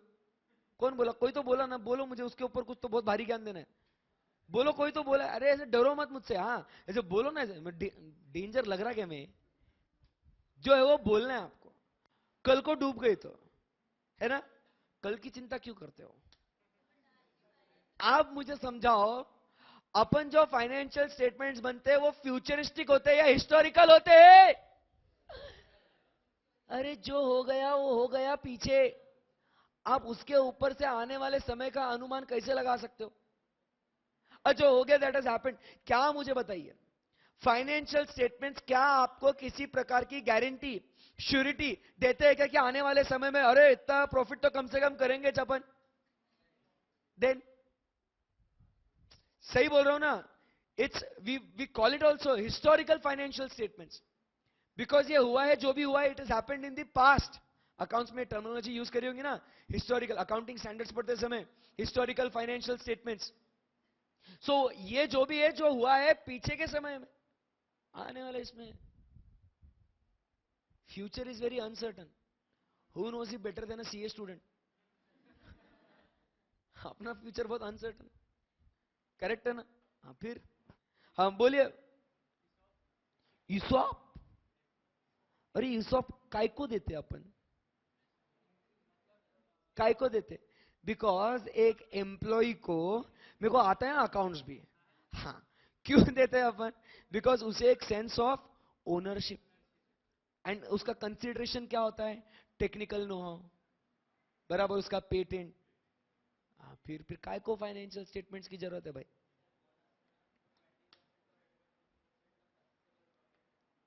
आप कैसे बोला, है ना? मजा आया कि नहीं अभी बोल के? सुनो क्या बोल रहा है वो, बहुत सही बोला उसने।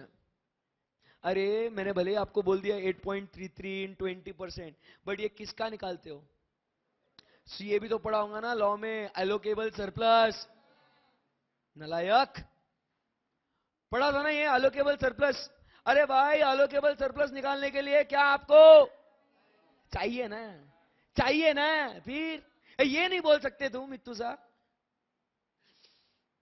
Good right? अच्छा लग रहा है क्या आपको? समझ में आ रहा सब कुछ? Yes. So in simple words सब कुछ सही है, इंक्रीमेंट्स के लिए, बोनस के लिए, वो एलोकेबल सरप्लस ये करने के लिए। सो इसको अपन एक सिंपल भाषा में क्या बोलेंगे? To see whether they get the legitimate share. बोलो क्या? Legitimate share. बोलो वापस एक बार, क्या? Legitimate share. इस लेजिटिमेट का मतलब क्या होता है? रीजनेबल। क्या होता है इसका मतलब? Reasonable share.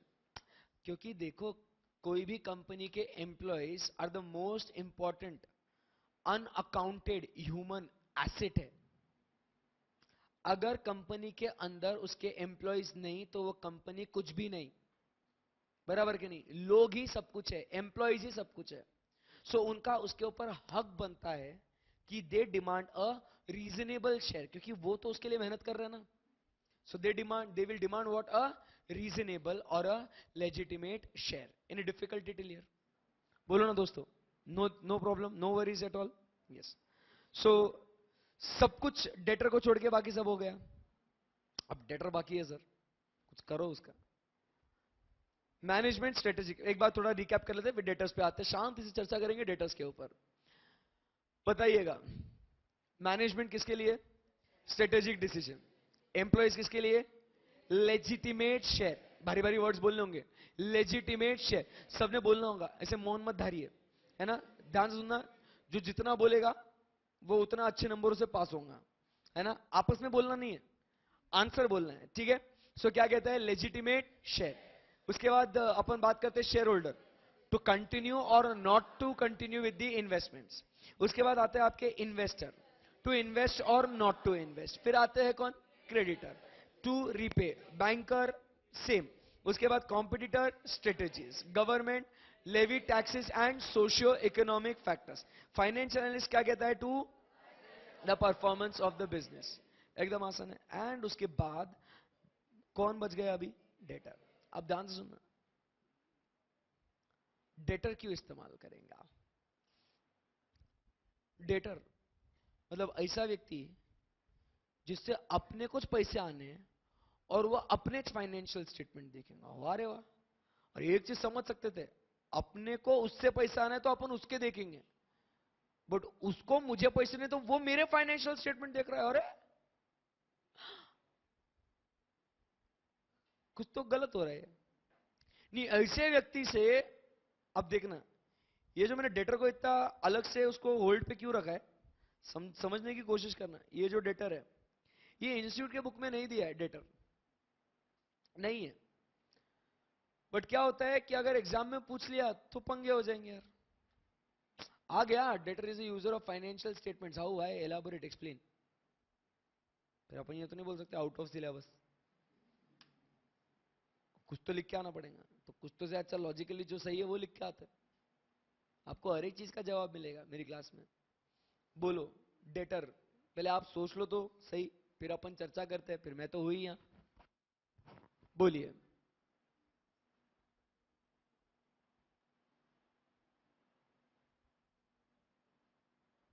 बोलो।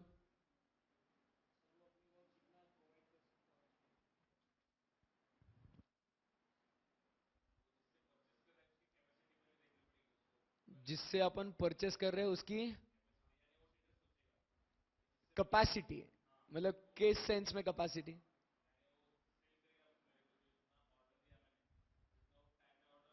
टाइम में डिलीवरी कर पाएगा या नहीं कर पाएगा। Very good, I am so proud of you boy. समझने की कोशिश करो, ध्यान से सुनना। यहां पे है मान लो एचजे। कौन है एचजे? हर्षद जाजू। ठीक है, ध्यान से सुनना। और यहां पे है मान लो एसपी। कौन है एसपी? स्वप्निल पटनी। ठीक है, अब ध्यान से सुनना। मान लो SP is a publication house जो बुक्स प्रिंट करते हैं, और एचजे कौन है? एक टीचर है। एचजे ने एसपी को 1000 बुक्स का ऑर्डर दिया। कितने बुक्स का? 1000 बुक्स का ऑर्डर दिया, और कहा कि अभी हम आपको 40% पेमेंट कर रहे हैं, बैलेंस 60% आपको जब मिलेगा तब आप हमें पूरे पूरे 1000 बुक्स दे दोगे। तब चलता है कैसे contracts? We will give you the part payment right now, upon completion of the work we will pay you the balance amount. चलते हैं ना ऐसे कॉन्ट्रैक्ट?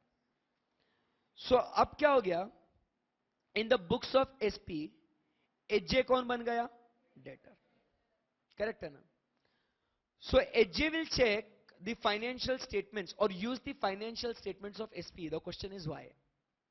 The question comes कि क्या SP इतना फाइनेंशियली साउंड है क्या कि मैं इसको पार्ट पेमेंट करने के बावजूद ये मुझे 100% मेरा प्रोडक्ट मुझे टाइम पे डिलीवर कर पाएगा या नहीं कर पाएगा? नहीं तो क्या हो जाएगा, मुझे ये आगे नोट्स देने होंगे मेरे बच्चों को, स्टूडेंट्स को नोट्स देने होंगे। अगर इन्हें समय पे नोट्स नहीं मिले तो इनका लॉस, इनका लॉस मतलब मेरा लॉस। और मैं ये लॉस किसके वजह से बेयर कर रहा हूं?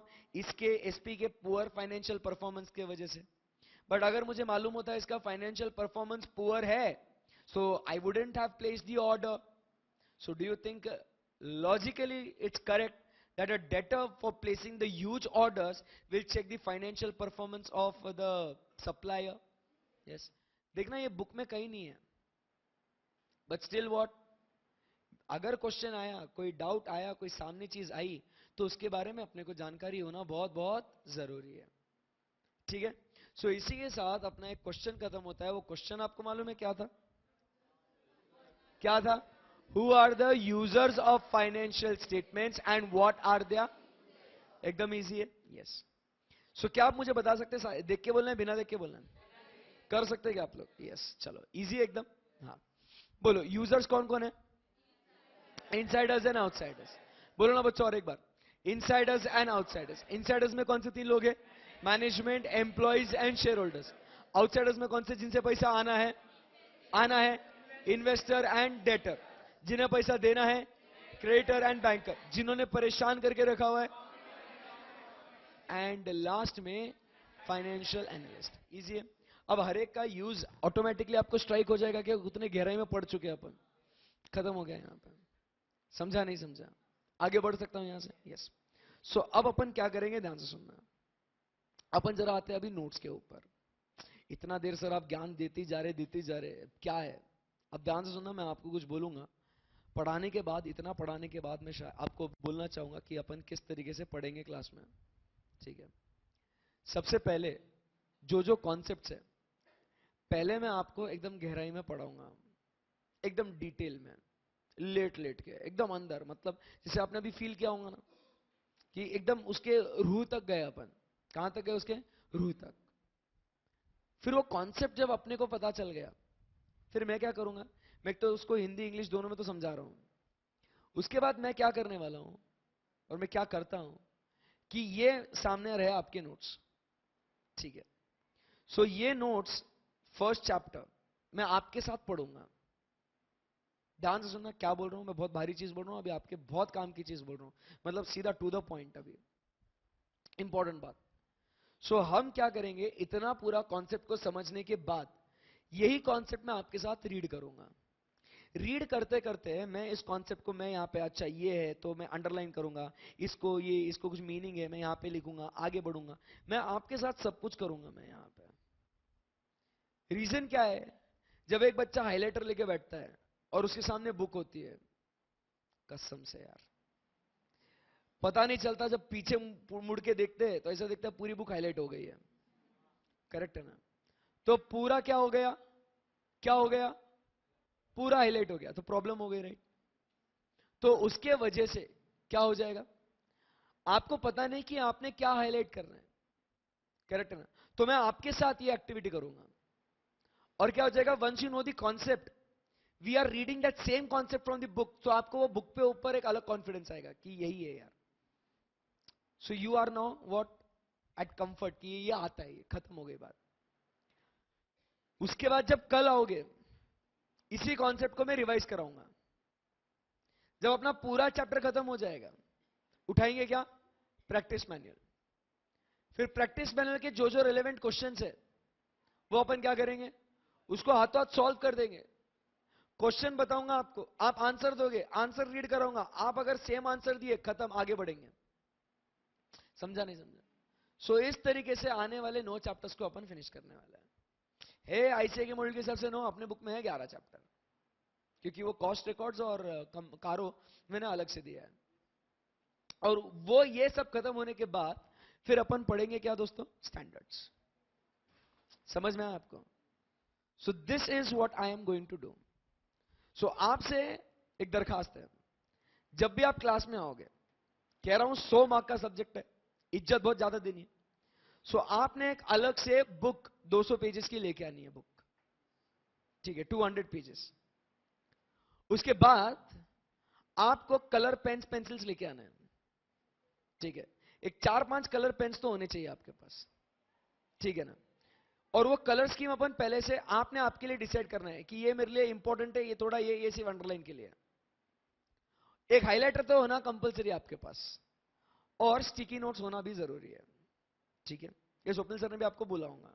हाँ, तो स्टिकी नोट्स भी होना जरूरी है। तो जहां जहां छोटे छोटे कॉन्सेप्ट्स होते हैं, मेमोरी टेक्निक्स होते हैं, तो वहीं चिपका देने का। अगर कोई बड़े बड़े चार्ट से कुछ है तो वो अपन ने बुक में लिखने का। समझ में आया नहीं आपको? सो ये सारी चीजें अपने को करनी, और ये सारी चीजें आपकी खुद की होनी चाहिए। ये बोलना बहुत जरूरी है। नहीं तो थोड़ा तू दे ना रे, तू थोड़ा दे ना रे, है ना? ऐसा नहीं, कॉन्सेंट्रेशन आपने आपके लिए करना है। ये 4-5 चीजें आपको कल लेके आनी है, ठीक है? कोई दिक्कत यहां पे? और जितने जल्दी हो सके आपने नोट्स कलेक्ट करनी है। जो वर्चुअल में देख रहे हैं, आपने भी सेंटर पे बोलना है कि जितने जल्दी हो सके बुक्स अवेलेबल करा दो। आपने एडमिशन जल्दी लेना है तो आपको नोट सेंटर पे जल्दी से अवेलेबल हो जाएगी। आपने भी जल्दी से लेना है। रीजन आप समझने की कोशिश करो, आपको ये मेरे साथ साथ करना है, ठीक है? नो डाउट आप अभी जिंदगी के उस दौर में हो जहां आप डेमो डेमो खेल रहे हो, करेक्ट है ना? Right, you are hopping, right? But when you are here and when you are listening to me, और मैं बोल रहा हूं, आई एम अश्योरिंग यू, मतलब बोलने की जरूरत नहीं है, it speaks for itself, but बोल रहा हूं मैं बहुत भारी पढ़ाता हूं। And the results are, it's like results are showing it, ठीक है? सो आपको, यू शुड हैव, मतलब हक से बोल रहा हूं, you should have a very blind faith on me. और आओ क्लास में, जैसे आज पढ़ा है ना, आने वाले जितने भी दिन अपन क्लास पढ़ेंगे, एक भी दिन में इस एफिशिएंसी लेवल से कम बढ़ेगा efficiency level, but come guarantee नहीं होगा। बट डेमो डेमो खेलोगे, what will happen, 4-5 days will go here and there, you will understand nothing of any faculty, ये पक्की बात है। सो जिसका भी करोगे, स्टे लॉयल, खत्म करो बात को, don't fall for any nonsense, ठीक है ना? करना है किसका करना है, एक का कर लो, खत्म करो बात को। क्लियर है ना? सो नोट्स आपके साथ होनी चाहिए, ये बहुत इंपॉर्टेंट है। सो अब हम लोग पढ़ते हैं नोट्स में कि क्या है करके, ठीक है ना? क्या एक्चुअली अभी तक अपन ने डिस्कशन किया था। So let's have a glimpse of it. तो first point, financial statements, it's a set of documents which shows the results. मालूम है कि आपको इट शोज द रिजल्ट्स करके? अब ये ऐसे रिजल्ट कौन दिखाता है आपको? पीएनएल, करेक्ट है ना? So it shows the result, and which is prepared किसके लिए बच्चों? For the period. ये भी दो चीजें देखी थी। सो ये किसके लिए है दोस्तों? ये पीएनएल की। उसके बाद position of assets and liabilities, the financial position कौन देता है? As at the given date, मतलब कौन है ये? Balance sheet. क्लियर है फर्स्ट पॉइंट? उसके बाद प्रोग्रेस और success achieved it can be shown. So इसका पर्पस क्या है? To provide useful information. कौन है भाई ये? Notes accounts. ये सब आपने बोला था. देखना कितना, ये मैंने कुछ भी नहीं बोला था, ये सब आपका कहा, ये लिखा हुआ है यहां. उसके बाद result, and result PNL. And last में फाइनेंशियल पोजीशन. यूजर्स कौन से दो है? Insiders and outsiders. करेक्ट है ना? उसके बाद कौन से बस अपन पढ़ लेते हैं, वो सारी चीजें थी या नहीं थी देखते हैं. मैनेजमेंट आ गया, lenders and creditors, government, investors, financial analyst, workers. एक क्या नहीं था तो वो अपन ऐड कर देंगे, डेटर्स. समझा नहीं समझा? आगे बढ़ सकता हूं यहां से? यस. उसके बाद मुझे बताना मैनेजमेंट की यूज करेगा डिसीजन मेकिंग. देखना everything inch and inch will find the same. Management किसके लिए यूज करेगा? Decision making. Lenders and creditors, safety of the money, repaying capacity. कुछ भी लिखो, जरूरी नहीं है वर्ड टू वर्ड वही चीजें लिखनी है, कॉन्सेप्ट सही होना चाहिए. Repaying capacity. उसके बाद गवर्नमेंट किसके लिए?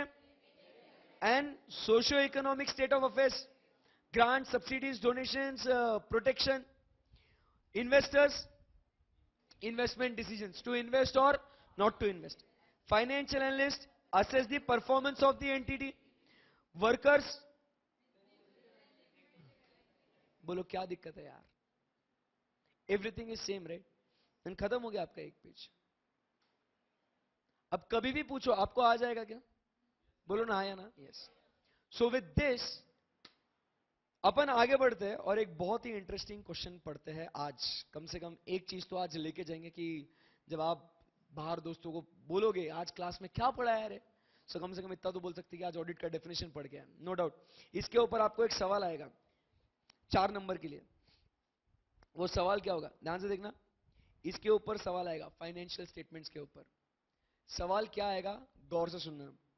सवाल आएगा right a short note on general purpose financial statements. पूरा 4 नंबर का क्वेश्चन आएगा. Right a short note on, ये सब लिख के आना है कि इसके जनरल यूजर्स है, ये यूजर्स है, वो यूजर्स है, इसका पर्पस ये है, सब लिख के आना है. इसमें क्या क्या आता है, अपन ने तो और ज्ञान लिया था, उसको ओपनिंग बैलेंस होता है नहीं होता है, सब लिख के आना. रोकना नहीं अपने आप को. आगे बढ़ सकता हूं यहां से? यस. सो अब हम लोग एक बहुत ही अनोखा डेफिनेशन शुरू कर रहे हैं. वो है डेफिनेशन ऑफ ऑडिटिंग. अब ध्यान से सुनना. एक बहुत और एक इंपॉर्टेंट चीज जो बोलना रह गया. बहुत से बच्चे मैं देख रहा हूं यहां पे, है ना, और मैं वर्चुअल वालों को भी देख सकता हूं यहां से. मैं बहुत भारी इंसान हूं, आपको मालूम नहीं है. तो आपको ध्यान से सुनना, समझना. जब मैं पढ़ा रहा हूं ना, स्क्रीन पे बहुत कुछ लिख रहा हूं मैं, करेक्ट है ना? सो आपने ऐसे इमोशनल नहीं होना और सर बोल रहे, सर भी लिख रहे, मैं भी लिखूंगा. बिल्कुल नहीं. मैं आपको लिखने दूंगा, सब कुछ लिखेंगे अपन. You don't have to worry. देखो जो चीज मैंने अभी लिखी है वो सब आपको बुक में मिली ना, बराबर. जैसे मैं लिख रहा हूं वैसे लिखने की इच्छा, मैं, मेरे को मालूम है क्या लिखवाना है, मैं लिखवाऊंगा. आपका इंटेंशन होना चाहिए दिमाग भरने का, बुक भरने का नहीं. बचपन से लेके 55 तक आप यही गलती करते हो.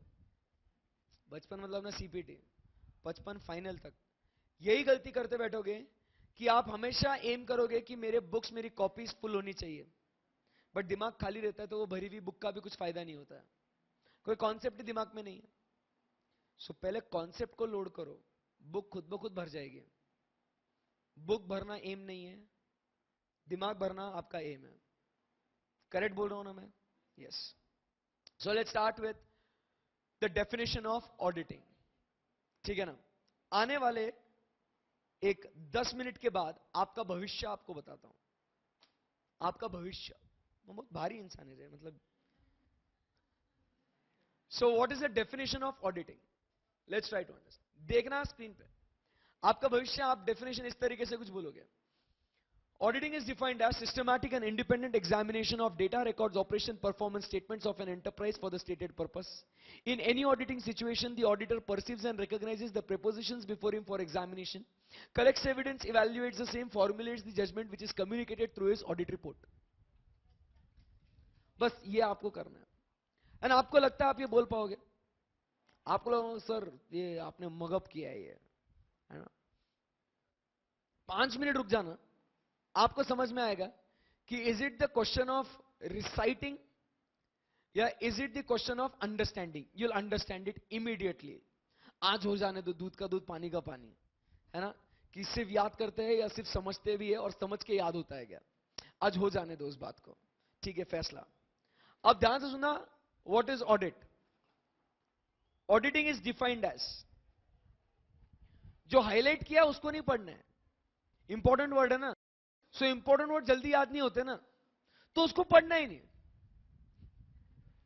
इंपॉर्टेंट उसको पढ़ना ही नहीं ना. Let's keep it simple. So क्या कहता है ऑडिट का? बोलो क्या शुरुआत क्या करेंगे? Auditing is defined as. इतना तो याद हो गया ना. Wow, amazing. So auditing is defined as, क्या कहेंगे? जो हाईलाइट करा उसको नहीं पढ़ना है. Is defined as what?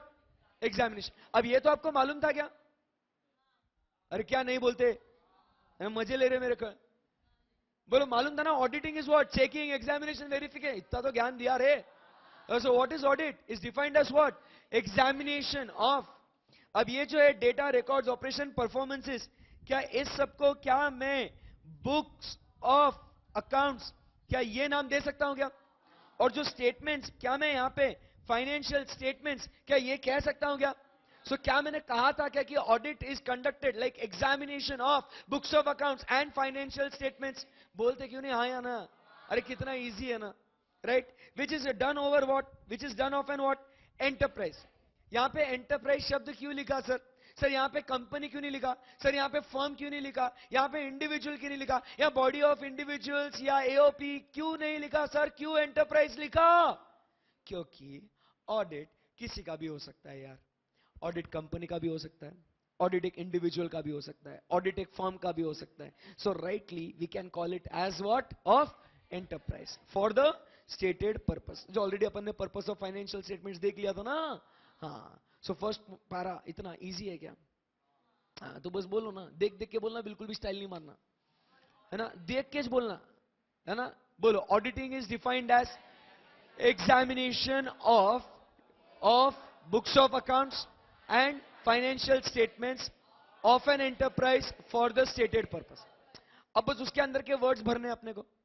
अब बुक्स ऑफ अकाउंट्स में क्या क्या आता है? Data, records, operation, performance. We know this, है ना? डेटा बराबर जो बेसिक रिकॉर्ड्स होते हैं अपने, फिर उसके बाद उनके ऑपरेशंस, अपने जो कॉस्टिंग में अपन ऑपरेटिंग एक्टिविटीज देखते हैं, या फाइनेंस ऑपरेशन है, प्रोडक्शन ऑपरेशन है, राइट? और क्या कहता है साथ ही साथ स्टेटमेंट्स, कॉस्ट शीट से ये अलग अलग स्टेटमेंट्स भी आते हैं, फाइनेंशियल स्टेटमेंट्स भी आते हैं. सो बोलो DROPS, ड्रॉप्स. बोलो DROPS, क्या ये? ड्रॉप्स. अब बोलो वापस एक बार, ड्रॉप्स. बोलो ड्रॉप्स. बोलो DROPS. अब देख के बोलो एक बार, data, records, operation, performance, statements. हाँ, अब बस, अब हो गया. आधे से ज्यादा तो डेफिनेशन हो गया पूरा. बोलो auditing is defined as examination of data, records, operation, performance, statements of an for the stated purpose. Easy है, right?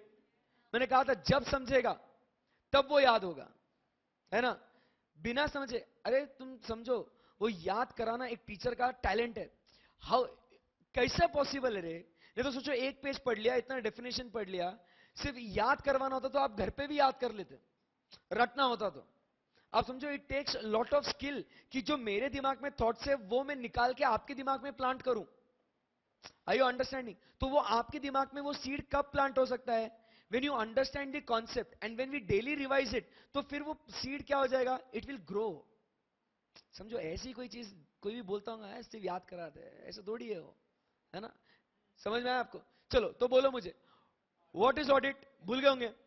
Auditing is defined as examination of data, records, operation, performance, statements of an enterprise for the stated purpose. कोई दिक्कत है आपको यहां पे? नहीं.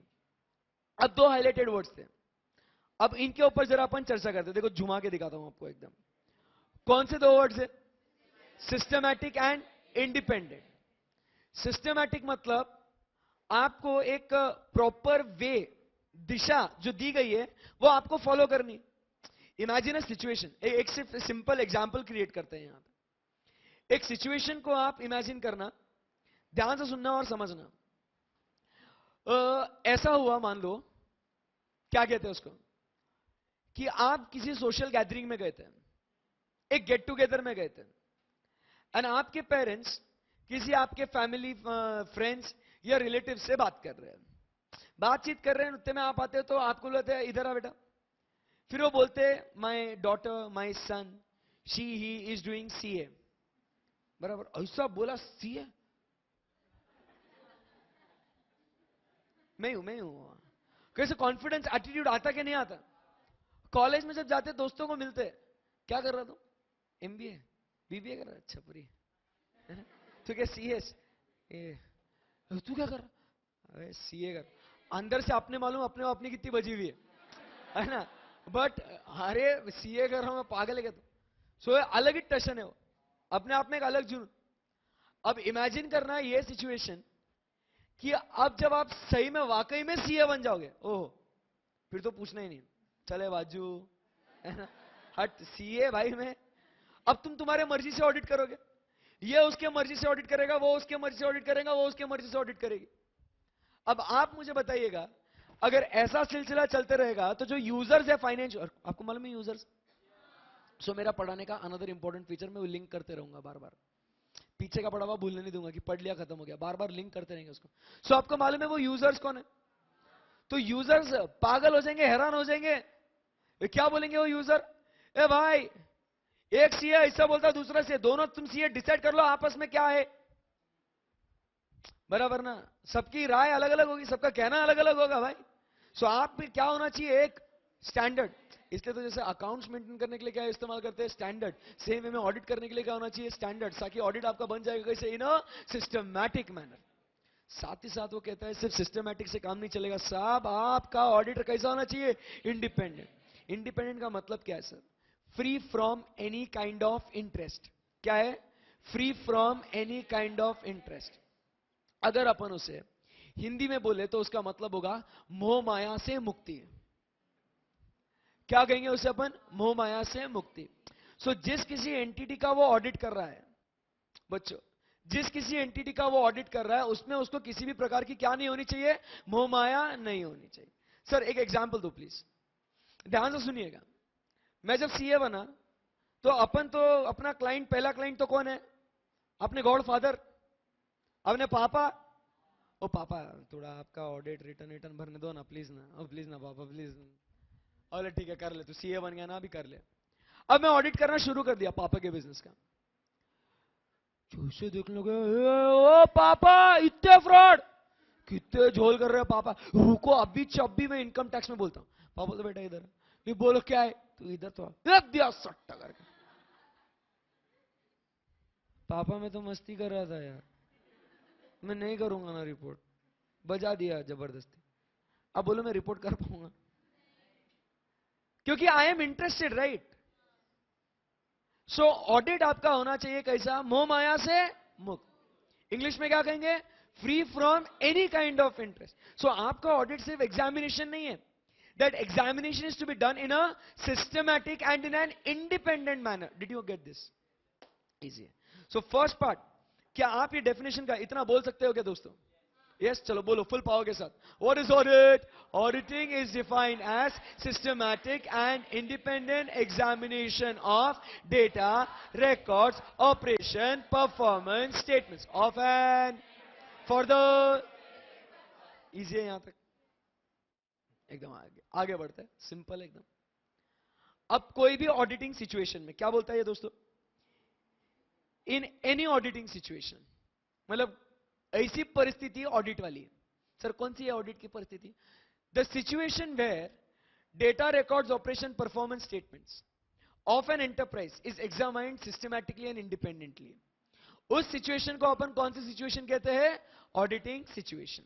समझ में आया नहीं आपको? उस सिचुएशन को क्या कहते हैं अपन दोस्तों? Auditing situation. सो अब क्या होता है, ध्यान से सुनना। जैसे आपको कोई भी नई किताब जब मिलती है, आप सबसे पहले क्या करते हो? We count the number of pages, correct है ना? फिर उसके बाद इंडेक्स में कितने चैप्टर है, फिर हर चैप्टर में मतलब कितने कितने पेजेस हैं, भाई टोटलिटी में देख ले अपनी बजनी कितने वाली है, एक अंदाजा तो लगा ले, ठीक है? फिर उसके बाद आप धीरे धीरे उसको पढ़ना शुरू करते हो। ये ऐसा कोई नहीं आगे बुक चलो पढ़ना शुरू, नॉट पॉसिबल।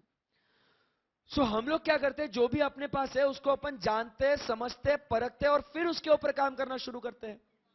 सेम वे में ऑडिटर भी जब उसके सामने प्रेपोजिशंस आएंगे, मतलब क्या आएगा, data, records, operation, performance, statements, दिख रहा है क्या यहां पे, ये प्रेपोजिशंस। ये क्या है प्रेपोजिशंस? प्रेपोजिशंस है मतलब आपके DROPS। तो उसके सामने जब ये प्रपोजिशंस आएंगे, वो स्टेटमेंट्स आएंगे, ठीक है ना, वो सबसे पहले उन्हें परसीव करेगा, मतलब क्या करेगा, वो उसे ऑब्जर्व करेगा। He try to see exactly what is given to him. Not only he will observe but he will also recognise. Recognise मतलब क्या करेगा दोस्तों, he will also understand those things before him. और ये सब मेहनत क्यों कर रहा है? Because what he has to do, he is going to do what, examination. समझ में आया नहीं आपको? बोलो ना हाँ या ना? यस। अब आगे बढ़ते हैं। अब हुआ कि एक सिचुएशन हो गई। आपका नाम क्या बेटा? पार्थ, है ना? ये पार्थ है, एक बंदा है, देखो मैं उसका ड्राइंग बनाता हूं।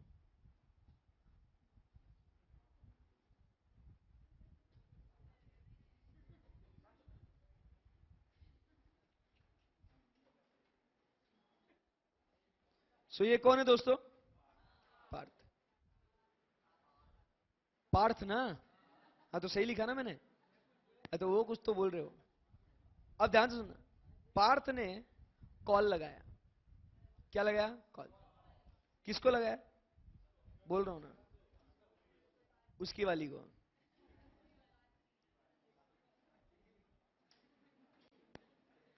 है ना? पार्थ को उसने फोन लगाया, और जब वो फोन लगाया, जिस उपभोक्ता को आप कॉल करना चाह रहे हो वो अभी दूसरे कॉल पे व्यस्त है। So call was on waiting. Oh my God. अब ये पार्थ येड़ा हो गया, गुस्से में पागल हो गया। बोले ऐसे कैसे कर सकती है वो मेरे साथ, है ना? क्यों कर रहा है मेरे साथ? गुस्सा आ गया उसका, गुस्सा आ गया उसको। अब उसने डायरेक्टली उसकी वाली को मैसेज कर लिया कि अपना रिश्ता समाप्त हो चुका है, और वो भी इंग्लिश में बोलता है कैसा, वी आर डन, सब खत्म, डन। नहीं, अब वो बोलता है अब तू ऐसे क्यों किया, एड़ा है क्या तू? बोलता सर देखो, मेरे को लग रहा है वो चीटिंग कर रही है। मैंने कलेक्ट किया है क्या, एविडेंस, और मैंने दे दिया क्या अपना, क्या कंक्लूजन, या क्या कहेंगे अपन उसको, जजमेंट। दोस्तों उसने सही किया क्या? नहीं। अरे भाई, वो किसी का बर्थडे हो सकता है ना? राइट? मम्मी पापा से बात करती होंगी, अरे तू येड़ा है क्या, तो ऐसे कैसे कर सकता? तू सोच तो सही पहले क्या हो रहा है उसके, वो लड़की की जिंदगी में, ऐसे ब्रेकअप कर रहा तू, सॉरी बोलना भी जाके, पागल। सो अब वो क्या करेगा? So he will do what, evaluate. Same way में जब ऑडिटर भी एग्जामिनेशन करेगा, उसने सिर्फ और सिर्फ एविडेंस करके कंक्लूजन या जजमेंट नहीं देना है, वो एविडेंस कलेक्ट करके उसको इवैल्यूएट करके फिर जजमेंट देना है, और वो कम्युनिकेट करेगा थ्रू हिज ऑडिट रिपोर्ट। समझा नहीं समझा आपको? सो कौन सी तीन बातें करेगा पार्थ तू यहां पे बेटा? You will collect evidence, you will evaluate, and then you formulate the judgment which is communicated through his audit report. ध्यान से सुनिएगा क्या हुआ यहां, ध्यान से सुनना। सेकेंड पार्ट पढ़ते डेफिनेशन का। इन एनी, पढ़ना मेरे साथ साथ एकदम अच्छे से, खत्म हो गया। In any auditing situation the auditor perceives, पढ़ना स्क्रीन पे और बोलना, बिल्कुल भी स्टाइल नहीं मारने का, देख के बोलना तो देख के बोलना।